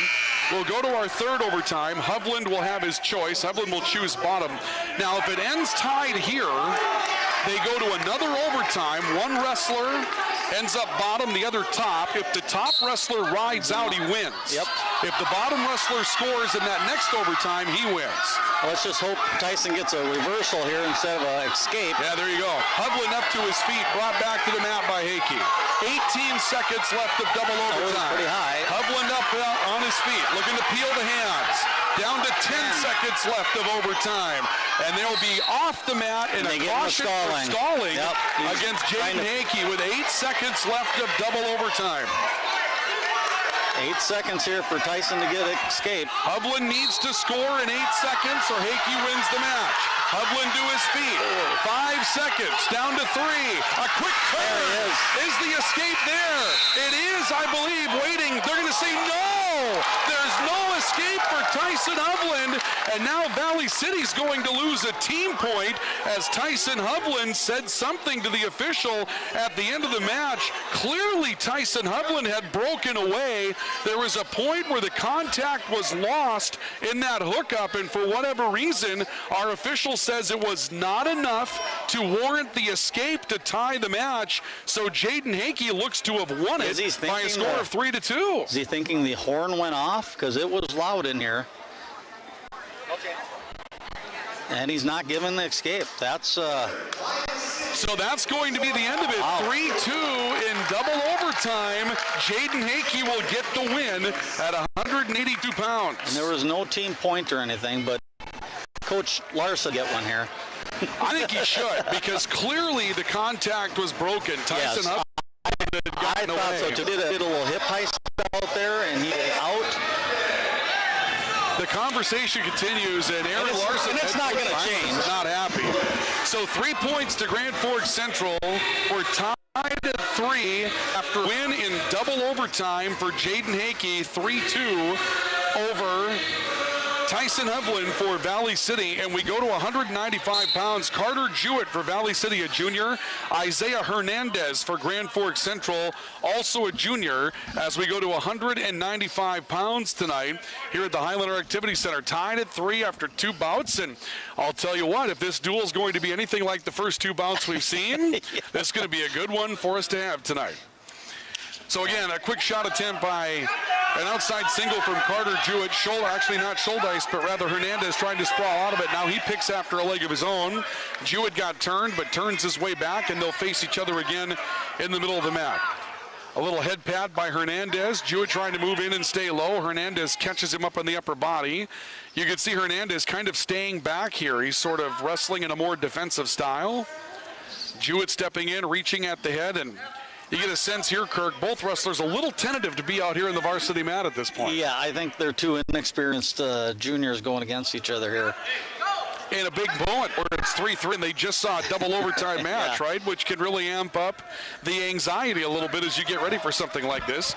We're into the final minute of the opening period. Just a brief shot attempt by Carter Jewett so far. Hernandez with a brief one as well. They lock up in the middle of the mat, a little arm drag by Hernandez. Jewett steps with it, is able to force Hernandez, or actually face him back in the middle of the mat. They lock up again, collar and elbow. Jewett looking for an opening, throws the head. Hernandez with a sidestep is able to step away from that and continue to face Carter Jewett. Down to 30 seconds left to go. And you're right, Kirk, we go back to that situation at 170 and 182. And it'll be interesting to talk about that with Aaron Larson at the end of the night. Were you expecting 2 wins there, or even though you end up losing that? Here's a throw by Hernandez, and Hernandez has Jewett on his back in the middle of the mat with 10 seconds to go. It'll be a 5-point move for Isaiah Hernandez. Jewett trying to spin his way away from danger. Nope, 2 points of near fall, not 3, so it'll be a 4-point move, and Isaiah Hernandez will lead 4-0 after 1 on the 4-point throw for Grand Forks Central's 195-pounder. But yeah, were you looking for a split there? Were you looking for 2 wins and overtime did it in? Is that the way that this duel turns here? I think they were expecting a win on that, and I don't know what the official was seeing there, but he's in control of the match. I'm an official too. What he saw compared to what we saw, but I think everyone saw the same thing we saw. He was at a tough angle. He was lined up with the wrestlers, and so the broken contact went away from him, and that's a tough angle to see. Carter Jewett has Isaiah Hernandez in a front headlock. Hernandez trying to step out of it. Hernandez started from bottom.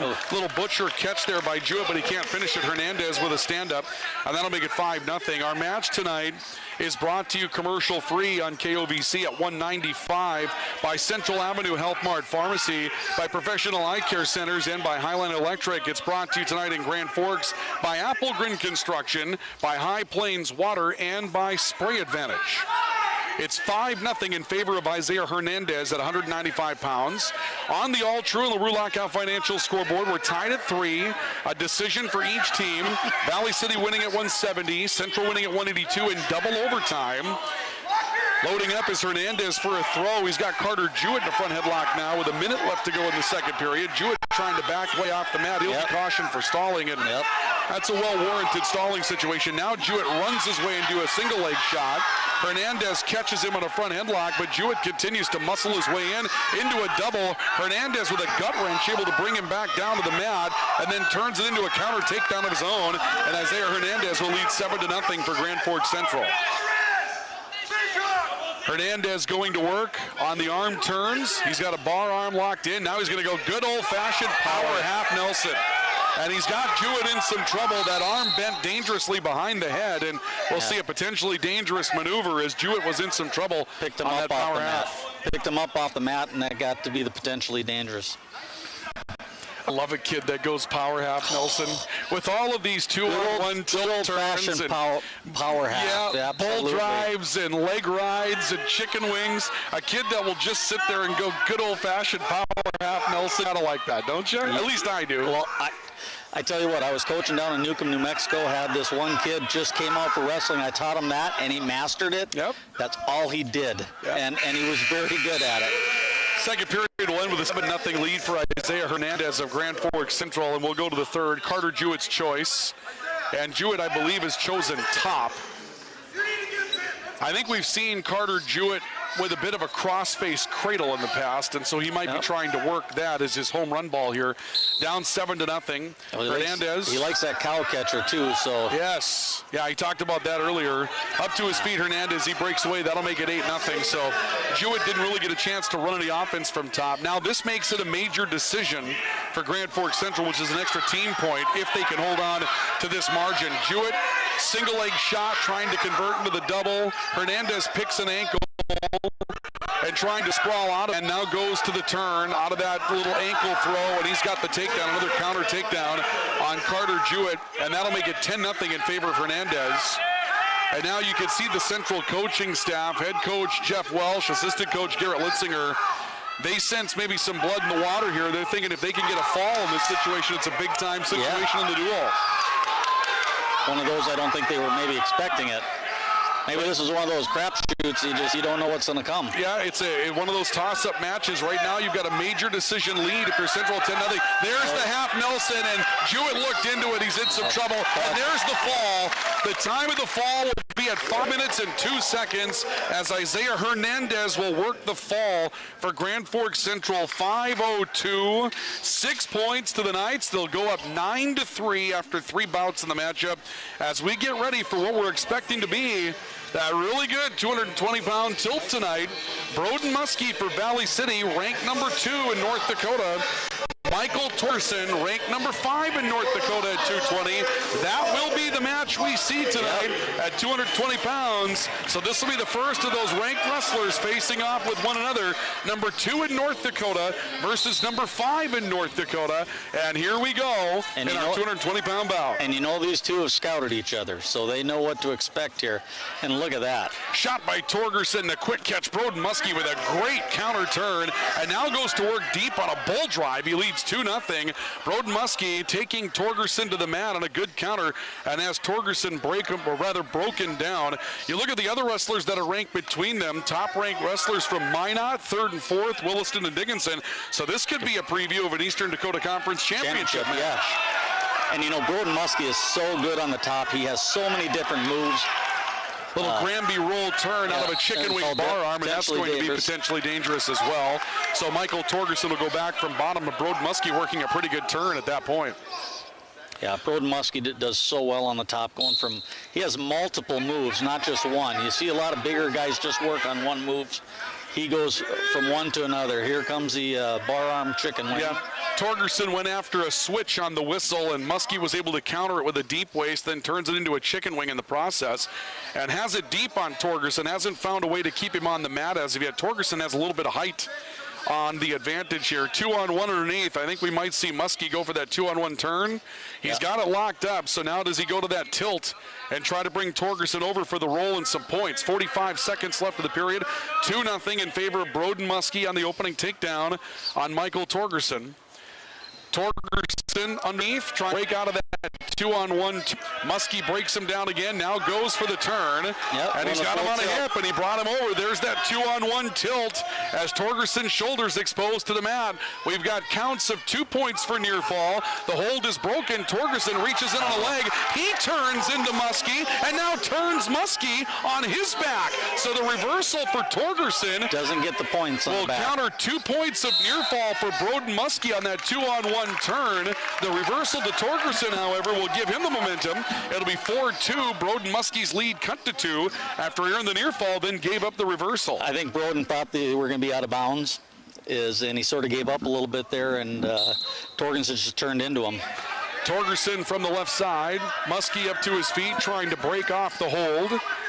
And now into a short set. He caught Torgerson in some trouble as Torgerson tried to keep him there. And Torgerson turned right at the horn as he was caught in a half Nelson out of that counter by Muskie. But the horn will go before Torgerson gets in more trouble. And it's now 6-2 in favor of Broden Muskie after the reversal. Folks, if you ever get a chance to come out here live and watch this, Broden Muskie has tree logs for legs. Yes, he does.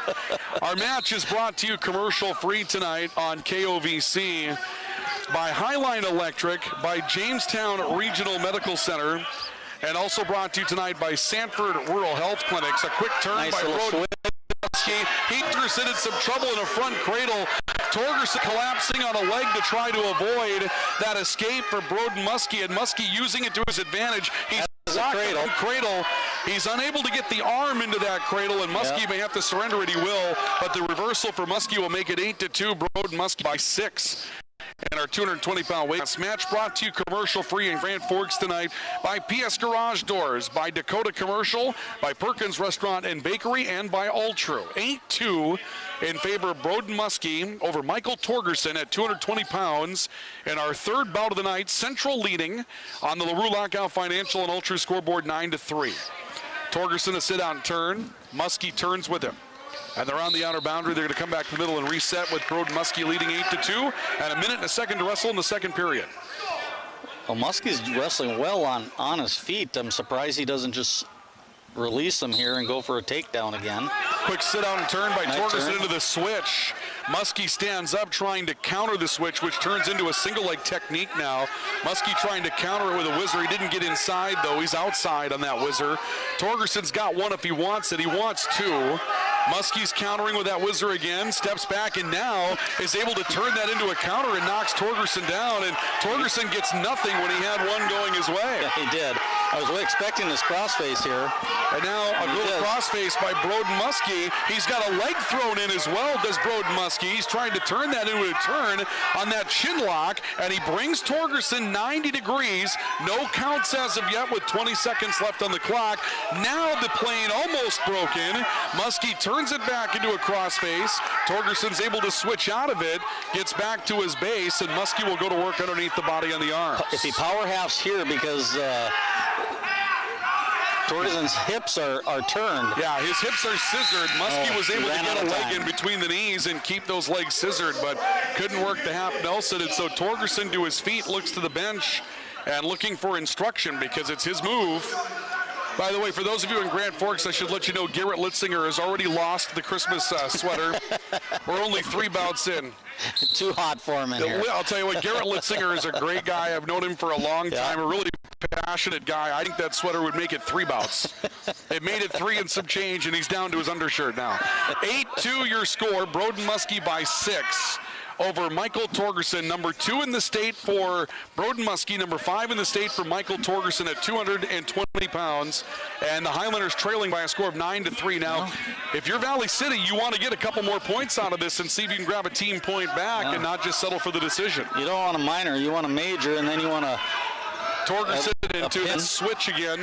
Muskie that time able to bait him into it. That half is right there. He's got him chicken winged, I believe. Oh, yep. Deep waist underneath, and now Muskie trying to turn it into chicken wing bar arm. He's got the power. He should just put that chicken wing in and run around the head. Not sure to finish it. Here it comes. He's got the chicken wing bar locked in. Torgerson able to get out of the bar arm.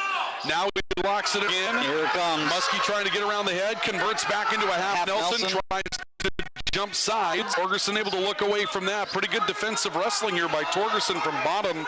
He knows the situation as well. Don't surrender any more points. Don't get pinned. 9-3 Central, so the Highlanders looking for more than just a minor decision here, but this is number 2 versus number 5 in North Dakota. Muskie on the deep waist, trying to lock up Torgerson 2-on-1 for maybe one more tilt turn. Torgerson another look at a switch, up to his feet, trying to break away, reaches after the leg. Muskie hips him down, turns it right back into a chicken wing on the deep waist again, but only 20 seconds left in the third period. I think Coach Larson is expecting more out of this, the way he's reacting over there. Yeah, he's got his hands up on his head, kind of looking on here. Muskie trying to break down Torgerson, down to 5 seconds, down to 2 seconds, and it's going to be an 8-2 decision.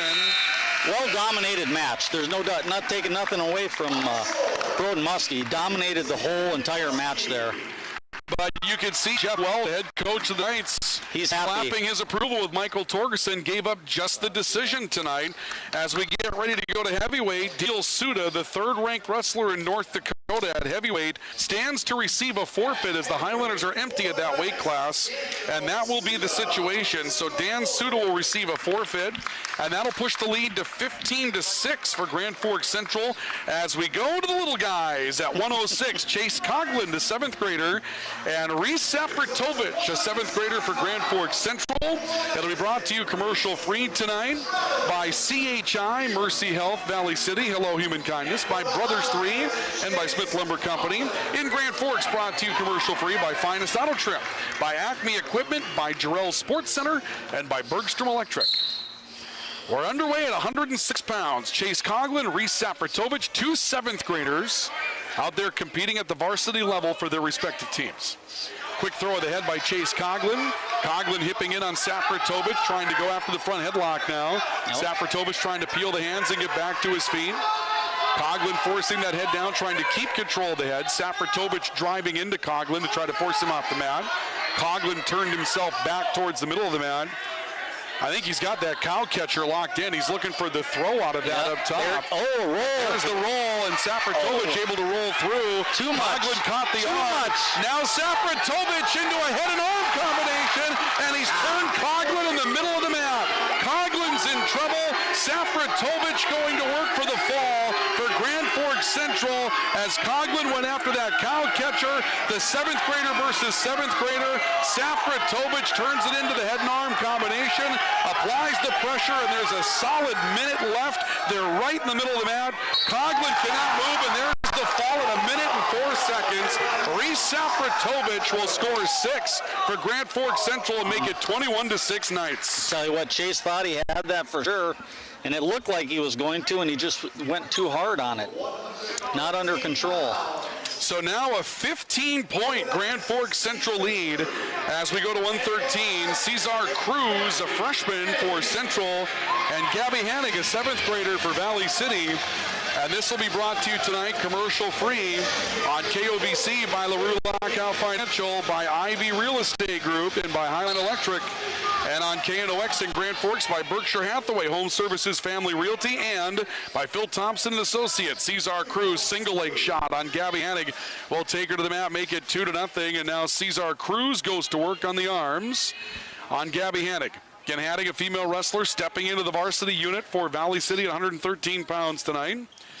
And wrestling defensive right now as Cruz goes to work, tying up a leg, now picking an ankle and trying to break Hannig to the mat. Does. Bar arms, half Nelson bar. Hannig trying to look away from it. Countered back into a half Nelson bar the other direction. Cruz with the turn. Hannig flexing, trying to stay away. She's turned and she's in some trouble. Cesar Cruz looking for the fall with 1:16 to go. Hannig turns off of her back, is able to fight her way back to base, but into the reverse half now for Cruz, and there's the fall at 51 seconds for Cesar Cruz. That'll make it 27-6.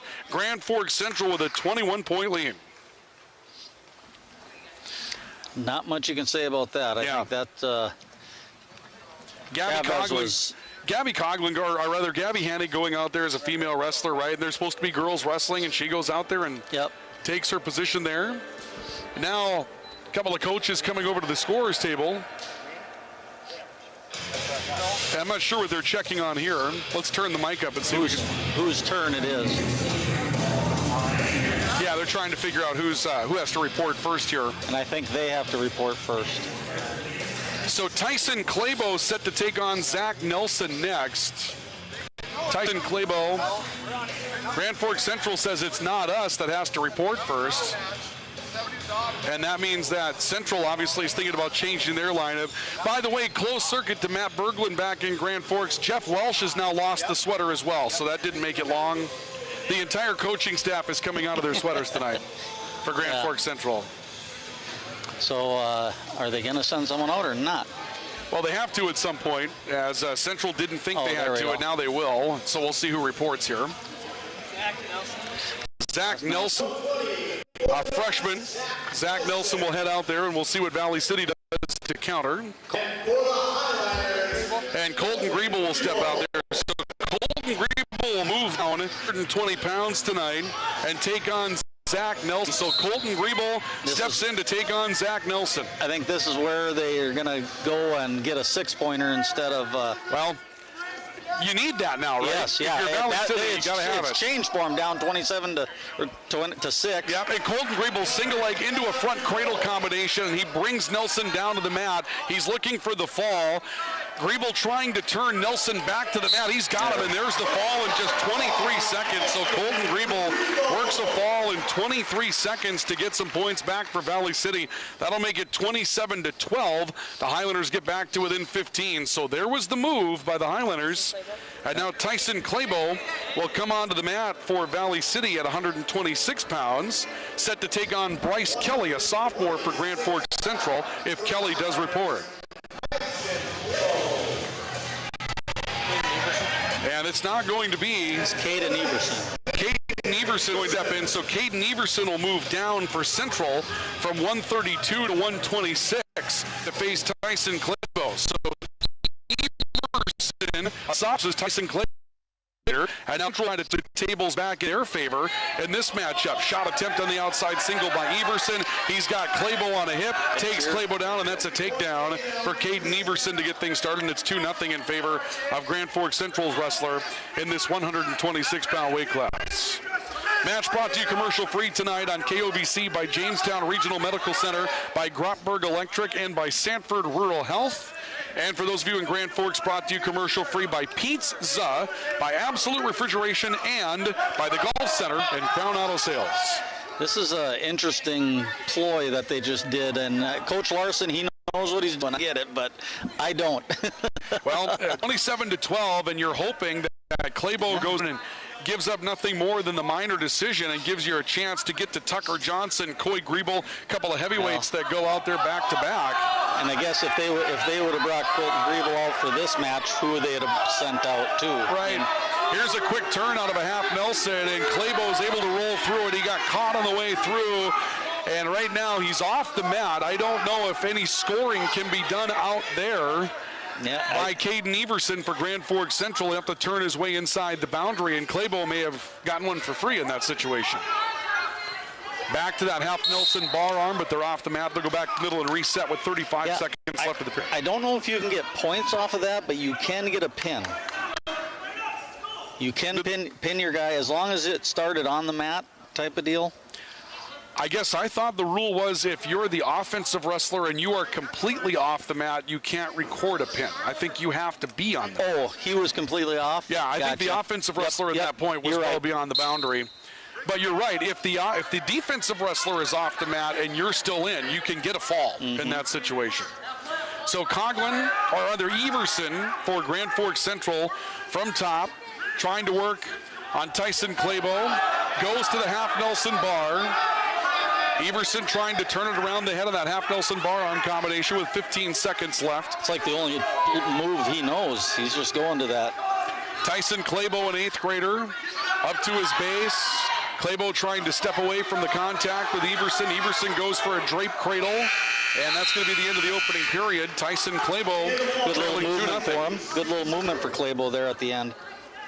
Tyson Clabo's dad, Matt Clabo, a former Valley City State University Viking basketball player, a 6'7" guy out of Garrison, North Dakota, who's got a tall kid out there that's wrestling, and I always love to needle the former basketball players as to how their kids ended up being wrestlers, right? Of course, then every once in a while you take a look at a kid like Callahan Burchell for the Highlander wrestler basketball team, and his dad used to beat the heck out of me on a daily basis in the practice room, and I asked Casey the same thing.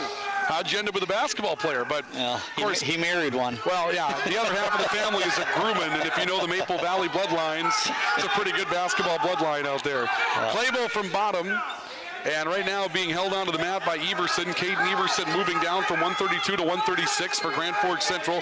It's 27-12 Knights. They picked up a couple of big wins, a fall at 195 pounds, then a forfeit and 2 falls at 106 and 113. And that's going to kind of be the place where the Highlanders are a little exposed in their lineup. Those younger weights, along with that heavyweight position, at least for a while. And again, we talked about this coming into the night. This is one where if Central gets this one before Christmas, they think they keep their chances at a state duel appearance alive. Yeah, absolutely. It's a huge duel for them tonight. They've done all the work they could have asked for in that 3 or 4 match set. Claybo still from bottom where he started the period, 50 seconds left of the second. Everson riding on the near side of the mat. They're on the boundary in front of the scorer's table. Everson reaches after an ankle, and they'll go out of bounds. They'll go back to the middle and reset with 42 seconds remaining in the second period of wrestling. And this is always difficult for an official. Who do you give the stalling to? The guy on the top that's not turning him, or the guy underneath that's just trying to get his hands free? You know, as a wrestler that didn't spend a lot of time from top and spent a lot more time from bottom, I would rather you caution the guy on top, you know what I mean? Yeah, no. I was one of those takedown guys that you like, Kirk. I'll take him down, let you go. I'm not going to mess with you on top because I'm no good at it, right? No, so, yeah. 20 seconds to go in the period. Claybo broken down, but still flat. Everson going to work on the bar arms underneath the body. Everson comes back towards the right side. He's been almost exclusive half Nelson bar arm. And Claybo's got that long body. It'll be difficult to get leverage, but there it is. He's got the half Nelson in. 4 seconds. And Claybo is turned. There will be near fall points here. There will be a 2. There were 2 counts, so 2 near fall. Tyson Claybo turned at the end of the period. We'll go to the third. And right now, if you're Tyson Claybo for Valley City, he shows up. You come out of this, well, leg rider, and we'll see some blood time here as Caden Everson has some blood that has to get worked on. But if you're Tyson Claybo in this situation for Valley City and you come out of this surrendering just the decision, you're probably feeling like you've done your work in this situation and sort of stemmed the tide. Exactly. I mean, and that's what I think they're expecting here. Caden Everson has a split lip. So they're working on that, and that could happen when you're in that kind of a physical matchup. So they're working on getting the mat cleaned up. Again, well, the nice thing, too, is while they're working on him, Coach Larson gets to give a little pep talk to Claybo, too, and Claybo's choosing up. What I find interesting here is that this is not blood time. This is injury time that's running off. They started with blood time and switched it to injury time, unless the clock. They've got B on the clock, but they had it set for 5 minutes, and then it jumped down to about 1 minute and 20 seconds of blood time left. And I'm not sure what happened there, but nonetheless, blood time over. Third period begins. Everson, sit out turn, and he caught Claybo on the arms, and Claybo's in some trouble. Claybo trying to turn himself back to his base, but it's a reverse half that's thrown on by Caden Everson out of the sit out and turn. Claybo still managing to stay on a hip and stay away from the turn at this point, and he gets back to his base, and boy, I'll tell you what, that's a big piece of defensive wrestling for Tyson Claybo. It's like Everson didn't know what to do there. He had it on so well. 30 seconds gone, 1:30 to go, 6-0. Caden Everson with the lead for Grand Forks Central at 126 pounds. Central leading by 15, looking to widen their lead as Valley City comes out on the mat next with Tucker Johnson and Coy Griebel, a couple of ranked wrestlers in their weight classes. They'll be favored. And right now, Central trying to get all they can to widen that gap out. But Claybo continues to wrestle well defensively from bottom. 1:05 to go. Yeah, a minute left here. We're going to see with the stalling. We're going to see a caution for stalling on red. Is that? I believe they cautioned Grand Forks Central here, and I think Jeff Welsh was a little unhappy. And I guess I don't blame Jeff Welsh for being unhappy because Caden Everson was doing everything he could from top, and Claybo was completely defensive down there. Well, you got what you wished for. The top guy gets hit with the stall. Well, I guess, you know, I mean, that was when I was wrestling, Kirk. Okay. You know, in a matter of fairness now, I've got the best job in the arena tonight. And that one out there is not as much fun, let me tell you. Well, Jeff Welch for Grand Forks really wants a turn here. It's down 6-0. It's just a decision at this point. 7 points and less if you win your match by is a regular decision. You get 3 for your team. A sit and turn by Clabo. He's broken back down with 25 seconds left to go. And if Clabo avoids giving up any future points here, he's going to keep this a regular decision. Caden Everson continuing to work on the arms. Clabo broken down. Took a breather for a moment. Everson stuck on a half Nelson. Clabo able to counter that off, peeling the hands. That's 10 right. seconds left. I think Clabo's going to do this. Clabo continuing to lunge and ride out, down to 2. That's it. This is going to be a 6-0 win for Caden Everson at 126 pounds, but that means Tyson Clabo gives up just the regular decision, and the lead for Grand Forks Central will grow back to 30-12. As we get ready to go to 132 pounds tonight. And let's see who's going to weigh in. Tucker Johnson set to come to the mat for Valley City. Valley City shows first. And let's see who the Highlanders are going to bring over. Tucker Johnson will go out there. And Grand Forks Central will send a female wrestler out to the mat. Do we know who we have here? Do we got a name here for Grand Forks? Alyssa Johnson, yeah. So this is Alyssa Johnson. I believe she was a state champion last year in girls wrestling for Grand Forks Central. The clock, I was distracting the clock keeper tonight, so that's my bad. Now they'll get it restarted here with 1:57 left of the opening period. Alyssa Johnson, when she wrestles, she is something to watch for Grand Forks Central. Now, Tucker Johnson's ranked 4th, but there's a shot attempt by Alyssa Johnson. Look at that. I mean, that was a good single-leg shot attempt. Low single on that. She's got Tucker Johnson in some trouble here. Johnson trying to counter off with a whizzer. Alyssa Johnson is strong. She's got great body control. She is intense. Nice elevation change. She went down and got that lower ankle. Shot attempt there that Tucker Johnson counters away. She initiates some contact, gives Tucker Johnson a good shove. He shoved her, she shoved right back. So Alyssa Johnson for Grand Forks Central. Here's a shot attempt onto a fireman's carry for Tucker Johnson. Alyssa Johnson trying to sprawl the off the mat, go back to the little reset. It is an absolute treat to watch Alyssa Johnson wrestle. I've had a chance to do it a couple of times, and she is just phenomenal to watch her act like a wrestler on the mat. She's really good. Tucker Johnson throwing the head. Alyssa Johnson spins to face him. Just what I'm seeing right now. I mean, she's got to be #1 in her weight class in the state. I don't think it was even close last year against other female wrestlers. And right now, Tucker Johnson, I believe, is ranked 4th in North Dakota in the weight class that he's in. Here's a shot attempt by Johnson into a double leg, third, you're right, into a double leg that he tries to finish up an under on between. Alyssa Johnson reaching back to pick legs. She does a really good job of scrambling. Tucker Johnson breaks her down, however, and comes up with a takedown, and now has a chicken wing in deep on Alyssa Johnson. Oh, yeah. Johnson trying to lengthen the body here. Tucker Johnson trying to force the head in so he can keep the body small. Comes back over towards the right side. Still has that chicken wing in, that arm getting a little up on the shoulder blades. Official took a look at that. Again, trying to turn over Alyssa Johnson in the middle of the mat. And we'll see a whistle, and I believe that's been ruled potentially dangerous. And Garrett Litzinger getting a little elevated. And now Jeff Welsh will be summoned over to the table, and our official is going to have a conversation with the head coach of the Grand Forks Central Knights. If you're Central, you can't afford to lose a team point in this situation. And what they're arguing about for Grand Forks Central is they felt like that was potentially dangerous long before it was. Alyssa Johnson was furious. And he's fine with that. He said, let me make that call. But he said, I only want you as a coach up there, not 3 of you. So Alyssa Johnson was set to start from feet. And she will go to bottom here as Tucker Johnson was in control at that point. So Tucker Johnson will ride from the left-hand side. And we're back underway with 10 seconds left to go in the opening period. Alyssa Johnson broken down on a hip. Tucker Johnson goes to work chicken wing. Down to 4 seconds. Another attempt at the turn. I think she's double jointed in her shoulder. She isn't. She's just unable to turn her there. Yeah. We'll go to the second period. Score 2-0. Tucker Johnson with the takedown. Alyssa Johnson wants to work from the feet as we start the second period.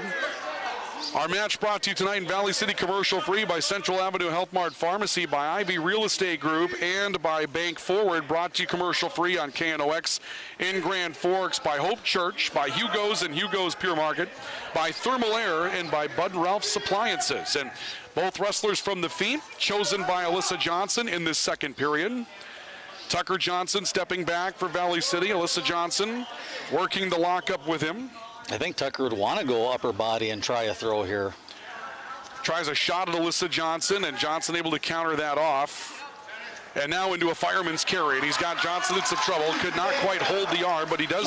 Now they wave off a takedown. Now they will give the takedown to Tucker Johnson. They gave him the takedown and then took it away, and then they give it back to him, and Alyssa Johnson will come back to the middle and set up from bottom. And we'll see Valley City's wrestler Tucker Johnson riding left side in a 4-0 lead for Tucker Johnson with 1:10 left to go in the second period.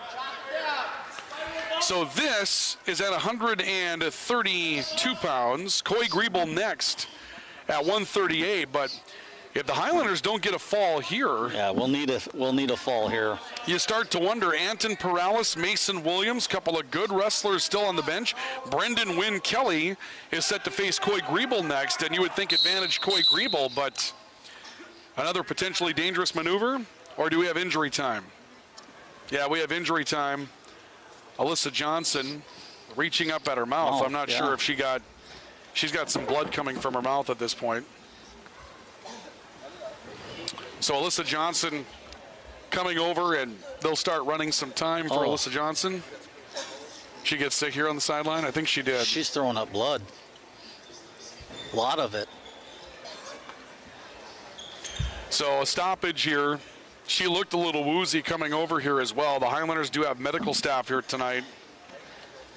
So now they'll go to work on the mat, but yeah, the way she came over, the way she acted coming off the mat. Mouthful, yeah, and over the, there's a lot of blood. I think if you're Coach Welsh and Coach Litzinger, you have to start to wonder, they're going to let her go. Yeah, I don't know if she just had a cut in her lip and was holding her mouth shut. Well, they're going to let her continue. Right now, Mike Callahan from the training staff for Valley City is out making the final cleanup preparations. They've stopped the blood time. And maybe they've changed the blood time rule to where it's only 2 minutes instead of 5. Is it injury time? Okay. So they're ruling that an injury, not blood time in that situation. So Alyssa Johnson from bottom. Tucker Johnson resumes left-hand ride. Johnson's been all about chicken wings so far. Johnson with a sit-out turn, reaches back at a leg. Tucker Johnson able to maintain control. Alyssa Johnson reaching out at the far leg with 30 seconds left of the second period. Tucker Johnson leading 4-0. And now stalemate will be ruled as Alyssa Johnson was able to bring a leg up and tie up one of Tucker Johnson's legs. And so they'll restart with 26 seconds left of the second period. Johnson broken down, reaching out with a far arm. Tucker Johnson goes to work chicken wing again. 15 seconds left of the period. Tucker Johnson looking for a turn. Alyssa Johnson takes a look at the clock, lengthens the body.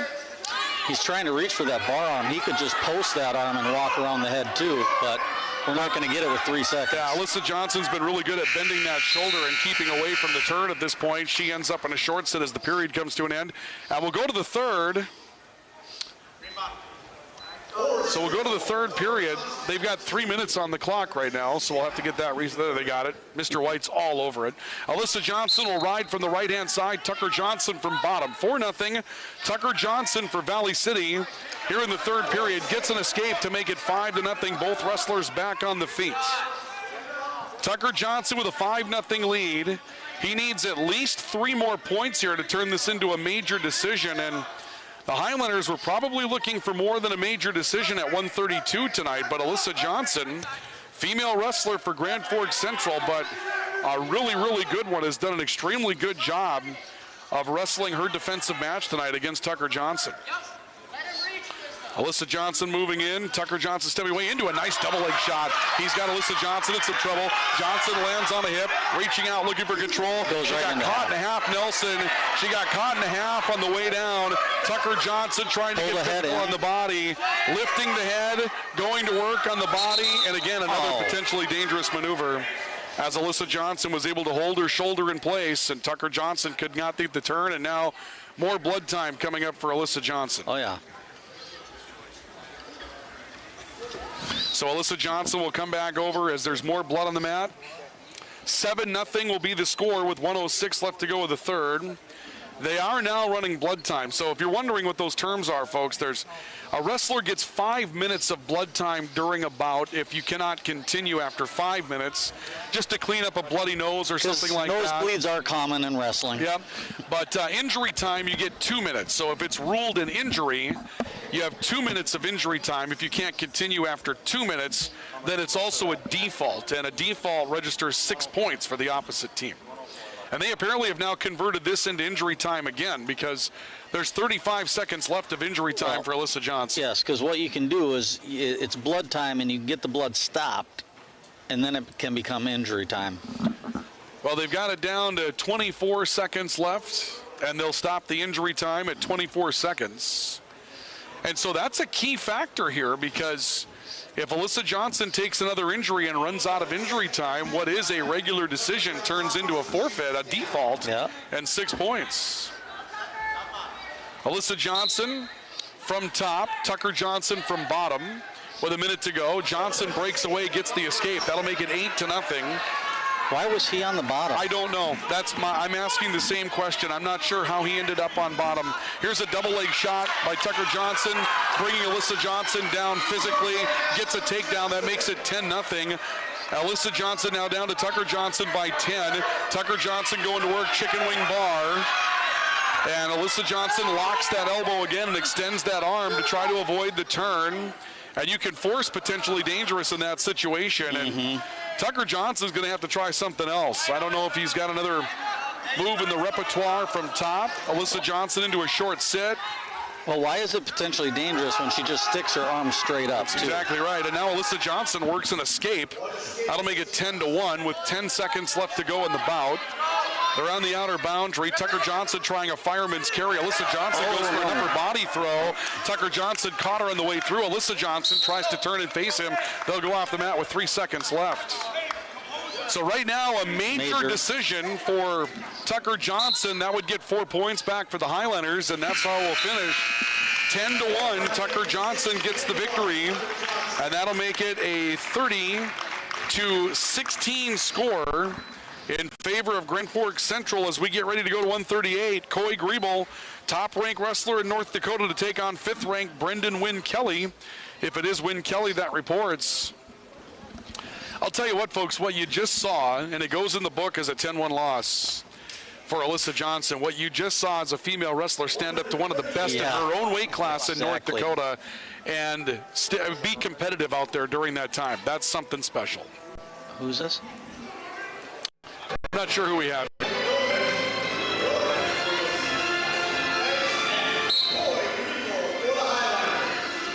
Coy Griebel will go on the mat for Valley City. I'm not sure. Who did we see check in for Central?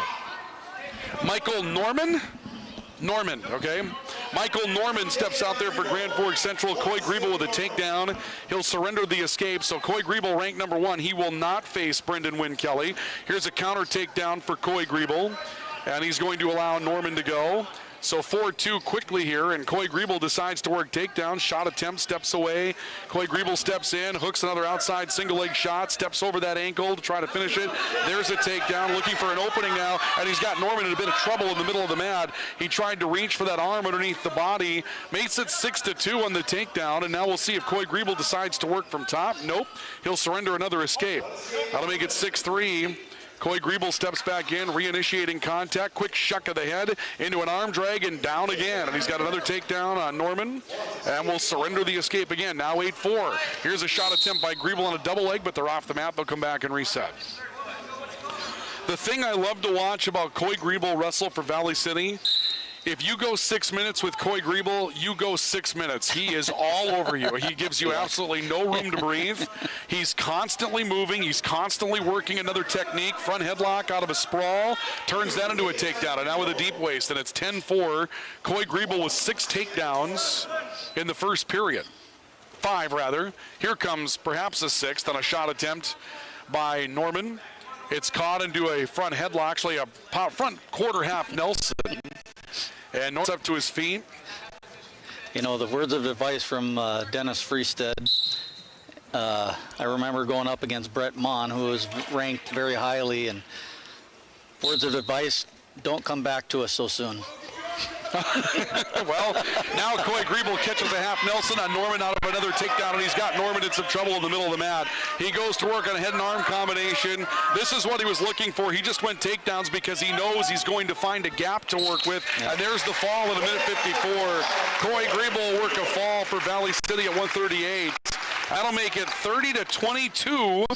Valley City gets back to within 8. It's still a 2-bout lead. And we'll see Anton Perales and Espinzi set to do battle for Grand Forks Central. That is the matchup that we get. Yep.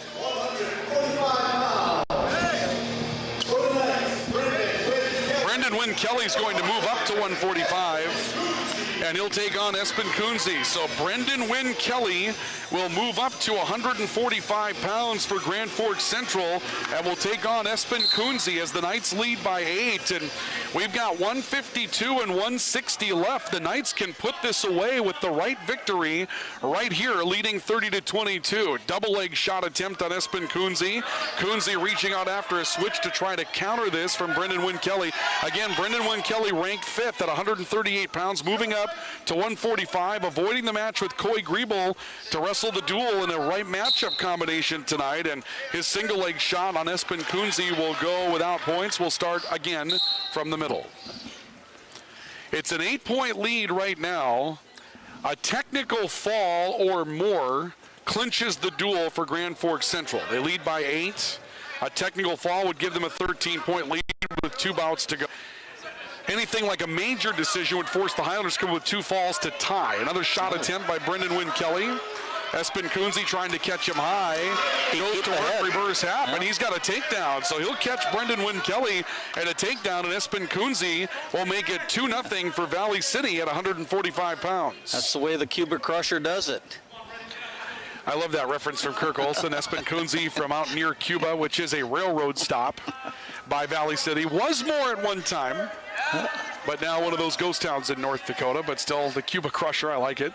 Espen Kunze collapsing on a left leg of Brendan Wynn Kelly. Wynn Kelly trying to counter off with a whizzer, but Kunze's not going to let that go. We may see a stalemate here at some point. I don't think he will. Kunze up to his feet, breaks away. There's the escape. Actually, Kelly, rather. And Brendan Wynn Kelly will make it 2-1. Grand Forks Central's wrestler at 145 closes the gap to 1. And 20 seconds left to go in the opening period. This is a duel that Grand Forks Central really wanted. If they were going to have a chance to get into the state duel competition, they've done everything they needed, and really where they executed tonight, the forfeit at heavyweight, getting the fall at 106 and 113, and that's really the big turning point. That's 18 of Grand Forks Central's 30 points tonight. A duck under takedown attempt by Brendan Wynn Kelly. Wynn Kelly has the takedown right at the end of the first period, and that'll make it a 3-2 lead for Brendan Wynn Kelly as we go to the second period of 145. Our matchup brought to you commercial-free tonight by Smith Lumber Company, by LaRue Lockow Financial, by Grotberg Electric, and by Central Avenue Health Mart Pharmacy. And brought to you tonight in Grand Forks commercial-free by Thermal Air and by Farmers Union Insurance. Aaron Duffy, your agent in Grand Forks. 4-2 your score as Brendan Wynn Kelly comes up with an escape to make it a 2-point lead for the Knights wrestler here at 145 pounds. Espen Kunze trying to initiate a collar and elbow situation. Wynn Kelly throwing off the leg. Here's a shot attempt by Kunze, double leg, and he's in deep on Brendan Wynn Kelly. Surrendered it for a moment, now collapses in on a single. Wynn Kelly reaching in, trying to counter off with a gut wrench.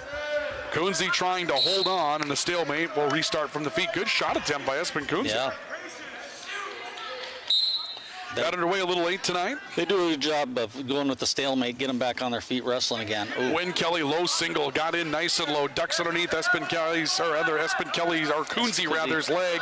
But in the end, Wynn Kelly is able to finish that with a little gut wrench counter, as Kunze was nearly able to slip away. And Brendan Wynn Kelly will take a 6-2 lead here at 145 pounds.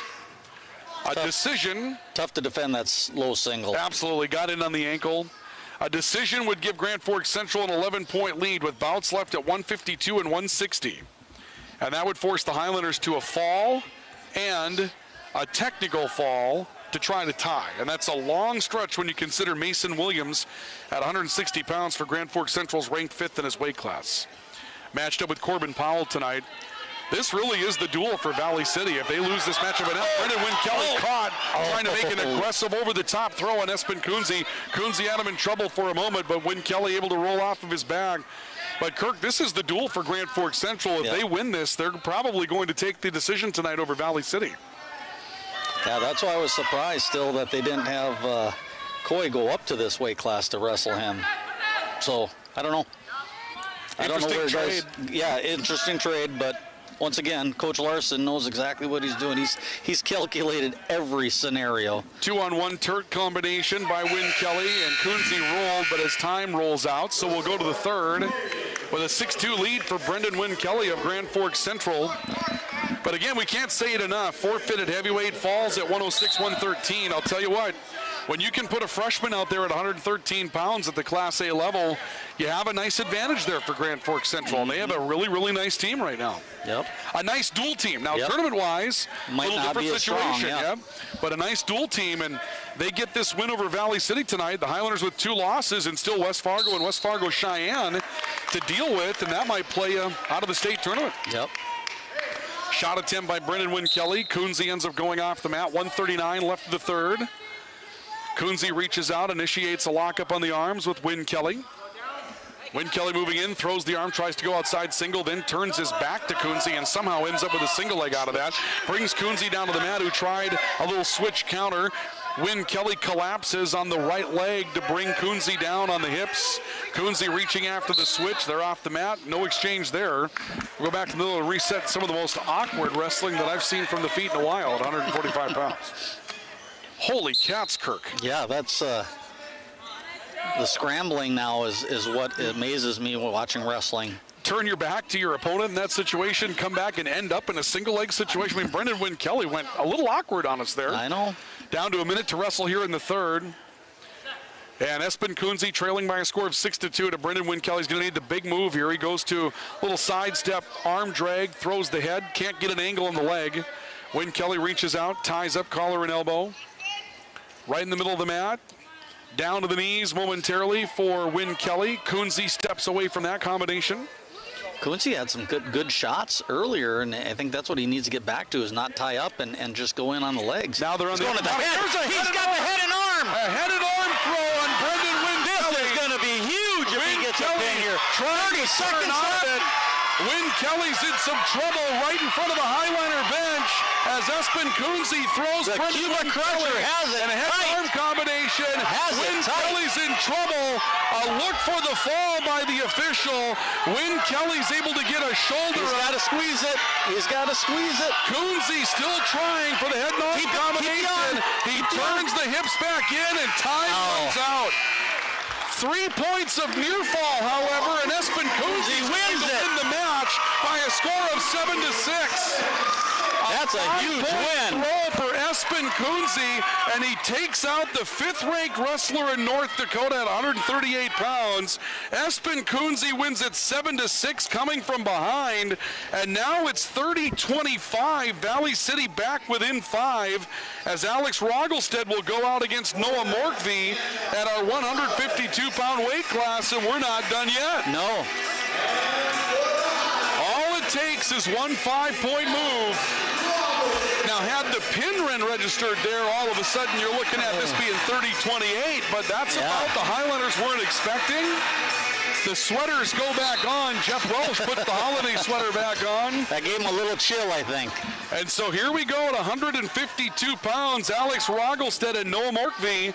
Morkvee for Central, Rogelstead for Valley City, and a duel that has some new life all of a sudden here at the Highlander Activity Center after an upset win for Espen Kunze on a 5-point head and arm throw of Brendan Wynn Kelly at the end of the matchup.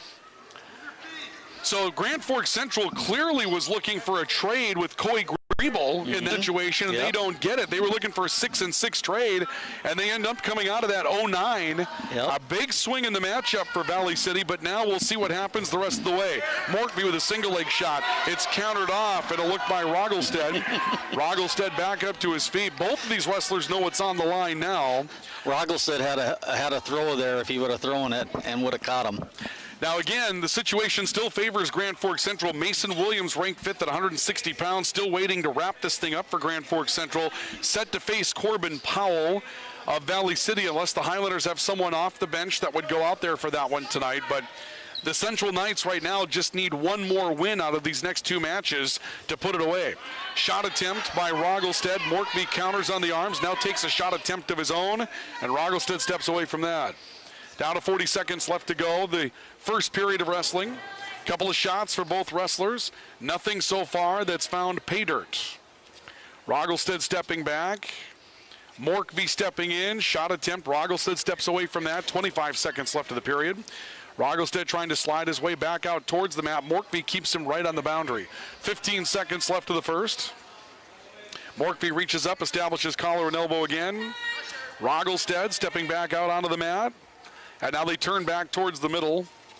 And this has gone from both wrestlers looking for the big play to both wrestlers afraid to make the big mistake, Kirk. Well, you can see it. Yeah, that's the end of the first period. And usually you come out after the guy you practice with in the practice room, spar with, gets a upset win like that, you're jacked up and ready to go. I'm surprised he's not just going after him here. Second period, Noah Morkby will work from bottom for Grand Forks Central. Sit out, turn, looks, counters, and steps away, and there's the escape. That was a quick piece of work. That took 3 seconds for all that movement for Noah Morkby, and Morkby takes a 1-0 lead for Grand Forks Central. Shot attempt by Roggelstead. Morkby counters it off front headlock, and now going up in the upper body. Stepping away from that once again was Roggelstead. You know, you go back to those lower weight classes, Kirk, and 106, 113, that's a place where when the Highlanders have been strong as a dual team, that's where the Grebels were, right? At 106 and 113, they're bigger now. And you got to find some replacements down there as Morkby goes to work on a single leg shot.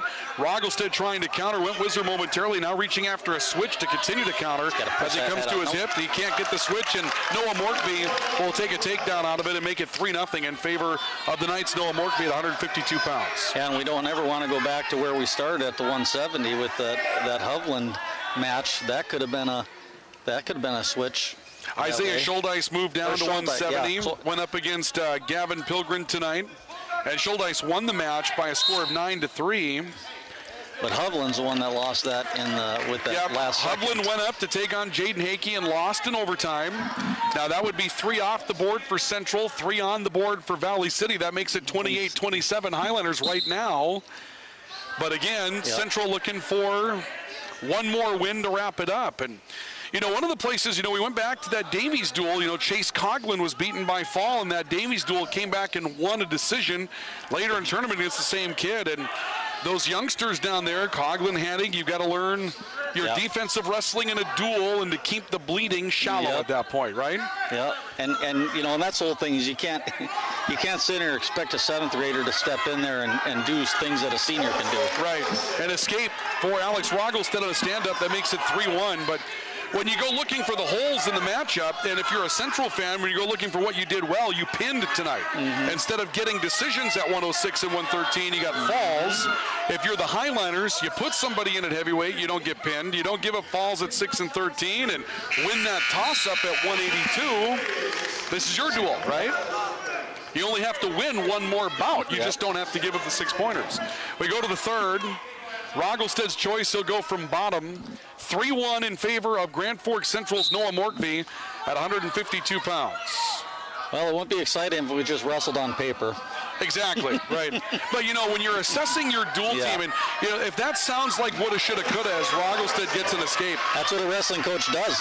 That's how you analyze, right? I mean, that's just like a basketball coach saying we can't give up 30 points in the paint, we can't give up 20 points off of turnovers. You're looking for the places to shave your game and make it better. And keep in mind, Valley City's got West Fargo and West Fargo Cheyenne coming up, and they need to make their game better here. 1:30 to go.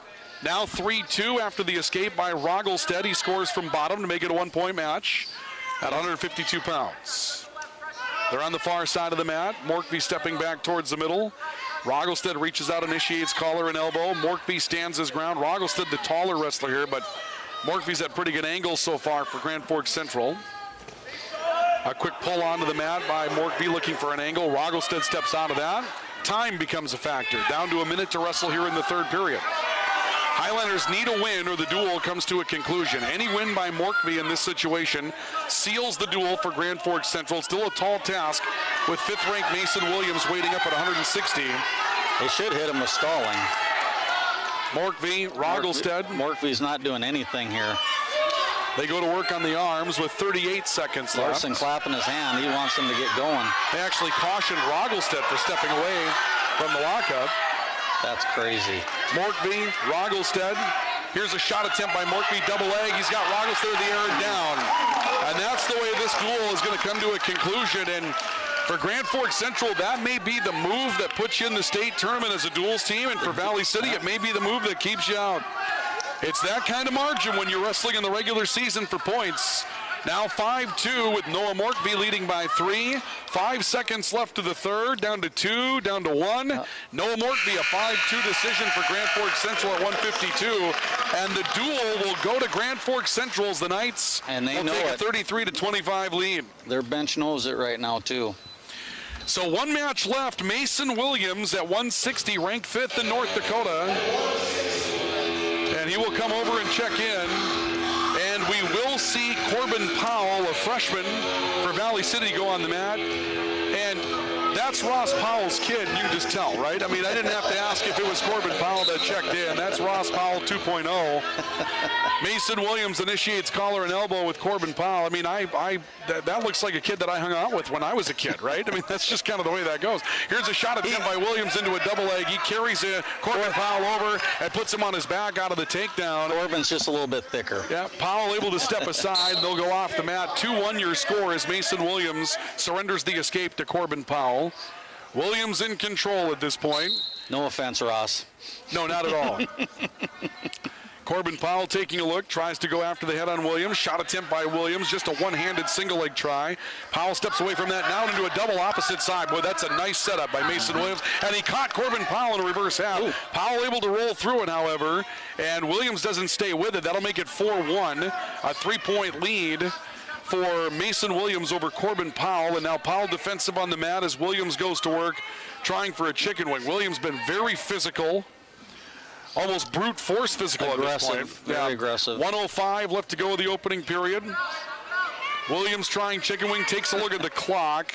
Thought about 2-on-1, thread the needle. Going to take that up across the back. Unable to find that, and now a caution for stalling on Corbin Powell as he really obviously has become defensive from bottom. Clamping down on the arms, and I think Williams is saying, what am I supposed to do? Williams has an arm now barred across the back, tried to go after a crossface with it. Powell able to turn out of that, back to double bar arms for Mason Williams. Now he's on the gut wrench look underneath the deep waist. Down to 30 seconds. And I chuckle about this because, you know, we've all been there. The ref is trying to tell him to do something, and he's like, yep. I'm sure he, you know, as a freshman, I remember this as an 8th grader freshman, I can't do anything. Yeah. That's what you're saying to yourself. I'm just getting pummeled. A point has gone to Mason Williams for the second caution for stalling. 10 seconds left. Williams crossface cradle. He's got Corbin Powell turned over out of the crossface cradle. Powell's in some trouble trying to get out of the hold. Peels the hand, but the fall is recorded at 157. Corbin Powell fouled by Mason Williams at 157. And the final score tonight on the LaRue Lockout Financial and All True scoreboard will be Grand Forks Central 39, Valley City 25. You know, let's talk about this for Grand Forks Central before we go to our postgame report. They score the same amount of points as Fargo Davies and give up 6 less tonight. That's a huge win for Grand Forks Central, and they put themselves on the map tonight as far as a potential state tournament team in the dual competition. Yeah, I definitely think that if we went weight class for weight class, what it's supposed to be, we'd probably end up winning that. You know, with all the switching around and everything, and that's the difference between duels and individual tournaments. Great strategy for Grand Forks Central to do what they did, and that's what happens. You just need a few squeak of wins here, have a save here, and you know, Johnson against Tucker Johnson. I think Tucker was expecting to have a pin out of that situation and only got a major decision. Alyssa Johnson wrestled really well tonight for Grand Forks that was Central. and it wasn't like she was super defensive. I mean, she was aggressive too. So that was a really fun match to watch. Absolutely. We'll take a final break, 90-seconder. We'll come back, wrap things up tonight from the Highlander Activity Center with our post-game report for Grand Forks, brought to you by Spray Advantage. Everything you need for spraying an application on your farm. That's next. And then we'll send you off for a Tuesday night here on the Voice of the Valley, KOVC, and News Radio 1310 KNOX. Why choose professional eye care centers? Let's count the whys. First, there are now 4 great doctors to see: Dr. Frank, Dr. Freilich, Dr. Jangula, and now welcoming Dr. Bond. Next is their many locations. You can now see one of their spectacular doctors in Jamestown, Valley City, Carrington, and Edgeley. And finally, their fantastic frame selection. And yes, all of their frames and lenses are backed up by warranty. Visit proeyecarecenters.com and make an appointment today. Professional eye care centers, clearly the best. Don't leave your wiring to chance. Plug into your #1 electrical source, Highline Electric. They're the experts in residential, commercial, and industrial electrical work. No cutting corners at Highline Electric. Call 845-0731. They'll give you a free estimate before any work is done. Family owned since 1986 with Chad and Tracy Zahn. And I promise, the price won't shock you. Highline Electric in Valley City. Call 845-0731. Building a reputation of integrity and quality. No matter where you live, you should have access to high-quality health care. Jamestown Regional Medical Center's orthopedic and sports medicine team offers care for hips, shoulders, knees, and toes. When an injury occurs, teams need care quickly. That's why the JRMC orthopedic team promises same-day and next-day appointments. Schedule direct at jrmcnd.com or call 952-4878. Jamestown Regional Medical Center will never stop building for you.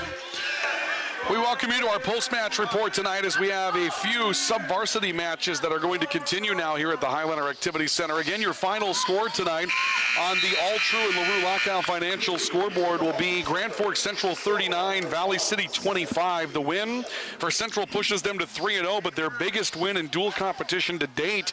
And again, you take a look back at what they did tonight, and we were there at the duel with Valley City and Fargo Davies. And, you know, Kirk, I dare to say that Central wrestled better than Davies did in that particular duel. They were really good tonight. I would have to agree with you on that. And they wrestled. They came ready to wrestle. There's no doubt about that. Where they needed to wrestle defensively, they did. Tough. Yeah, this is a situation where Jeff Welsh got his team to really execute the game plan tonight, and they executed it extremely well. One correction to make, and my thanks to Matt Berglund, who's a Highlander Hall of Famer, two-time state champion here, and, of course, the longtime head coach at Grand Forks Central. It was actually Anton Perales that wrestled at 152 tonight, not Noah Morkvie. So Anton Perales moved up from 145 to 152 to get that win. I believe that was a 5-2 decision over Alex Roggelstead tonight at 152 pounds. We're going to make our post-match brief here, again brought to you by Spray Advantage in Grand Forks. Everything you need for spraying an application on your farm. Let's just point out where the match really turned tonight, in a couple of places where, you know, Valley City excelled. Obviously, Colton Griebel going out on the mat tonight and working a very, very quick fall. That came at 23 seconds at 120 pounds tonight over Zach Nelson. Coy Griebel does his thing, a fall at 154. But you know what? Espen Kunze gets the upset win over Brendan Wynn Kelly at 145 with that head and arm throw at the end to make it 7-6. But, you know, you start looking elsewhere. Even wins for Valley City are places where you'll say Central did well tonight. Broden Muskie beats Michael Torgerson 8-2. Yep. Just a decision, right? Isaiah Scholdice moving down to 170, getting a 9-3 win over Gavin Pilgrim, but it's not a fall. Isaiah Scholdice is a ranked wrestler, right? And then where Central needed to get it done, Dan Suda takes the forfeit at heavyweight. They come back-to-back with falls by Reese Sapratovich and Cesar Cruz at 106 and 113 over Chase Coughlin and Gabby Hannig. That's where this bout turned. That's where this duel turned tonight. 18 straight points for Central from heavyweight through 06 and 13. Yep, absolutely. And I was a little surprised that they wouldn't look at moving Broden Muskie up, but to wrestle Suda maybe would have changed things a little bit, but they just, if you have to have somebody to go up against Torgerson at 220 at that point too, exactly. right? What do you do? Yeah, And for people that don't know, one team has to send a guy out before the other, and then they make a decision of whether we're going to move someone up, move someone down, and it's a lot of chess game going on here. Well, I mean, there was a very detailed lineup that Coach Jeff Welsh was looking at tonight, and he had a plan for a lot of different circumstances. And they executed that plan tonight. Our final awards, our Ivy Real Estate Group Wrestler of the Match tonight for Valley City, brought to you by Ivy Real Estate Group, your locally owned real estate brokerage in Valley City. That award, I think, Espen Kunze, huh? The head and arm throw. The Cuba Crusher. Yeah, the Cuba Crusher upsets the 5th-ranked wrestler in the state at 138 during a bout at 145 pounds, but Espen Kunze with a 5-point move at the end wins it by a score of 7-6. He'll be our Ivy Real Estate Group Wrestler of the Match tonight. For Grand Forks Central, our Wrestler of the Match tonight brought to you by PS Garage Doors. Call 772-DOOR, where the PS stands for perfect service. That's 772-DOOR. And, boy, there's a lot of places that you could probably go with this one tonight. And there's, maybe Jaden Hakey, the 3-2 double overtime win. Yeah. That's a huge win for Jaden Hakey tonight and a big win for Central. Yep, I agree. I think Hakey's the guy there. I mean, boy, that was an exciting match. There was no doubt about that. Absolutely was. And I'm really disappointed that the official didn't see the escape and let them decide it out there. Yeah, there would have been one more 30-second deal, but I'll tell you what, the reason why we go with Jaden Hakey, even if it was an escape that didn't get counted, he rode for 29 seconds of that 30 that he needed to, and made 30 technically, right? 29 for sure. So yeah, Jaden Hakey will be our Wrestler of the Match. And then tonight, there's an interesting award that they do on KNOX, and it's their defense award. It's called the Finest Cover of the Game. It's brought to you by Finest Auto Trim. It's meant to award a defensive play during a game of some kind or that type of thing. When you start looking for defensive wrestling tonight, how about Alyssa Johnson for Grand Forks Central? There's no doubt in my mind. I said if Johnson doesn't get this, he'd be crazy. And it's really, she wasn't that defensive either. I mean, she just held her ground. She did. But I mean, absolutely, that award should go to her. She goes up against the 3rd-ranked wrestler at 132 pounds tonight. Steps in, bled throughout the match from the mouth. Had to fight it off 3 different times.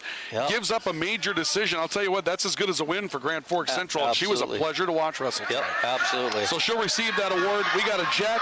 Kirk, thank you for being here tonight. Always a pleasure, man. Absolutely. Appreciate it. Appreciate it. A big one for Central tonight. This one may put them in the state duels as they defeat Valley City by a score of 39-25. And now the Highlanders have some work to do against West Fargo, Cheyenne, and West Fargo if they want a spot in state duel competition. For KNOX Sports, for KOVC Sports, I'm Ryan Cunningham saying so long, everybody. The voice of the Valley, KOVC. Here's your Egg Central forecast from meteorologist Mick Kerr. A few flurries tonight, otherwise increasingly cloudy. Look for a low of 20 below zero. Northeast winds 10 to 25. Then for tomorrow, cloudy, some snow, 1 to 2 inches along Highway 200, 2 to 4 inches along and south of I-94.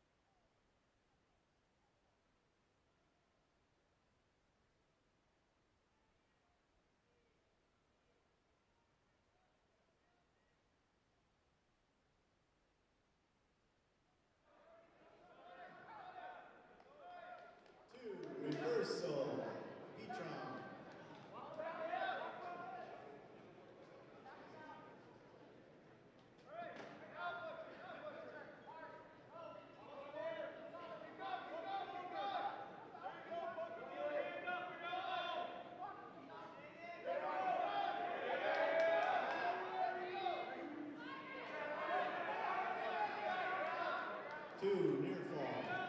Petron.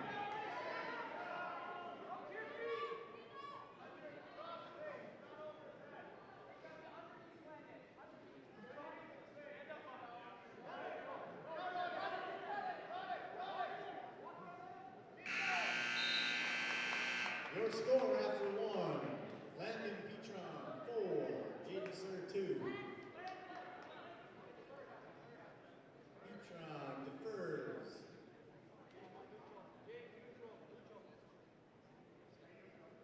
Sir chooses neutral.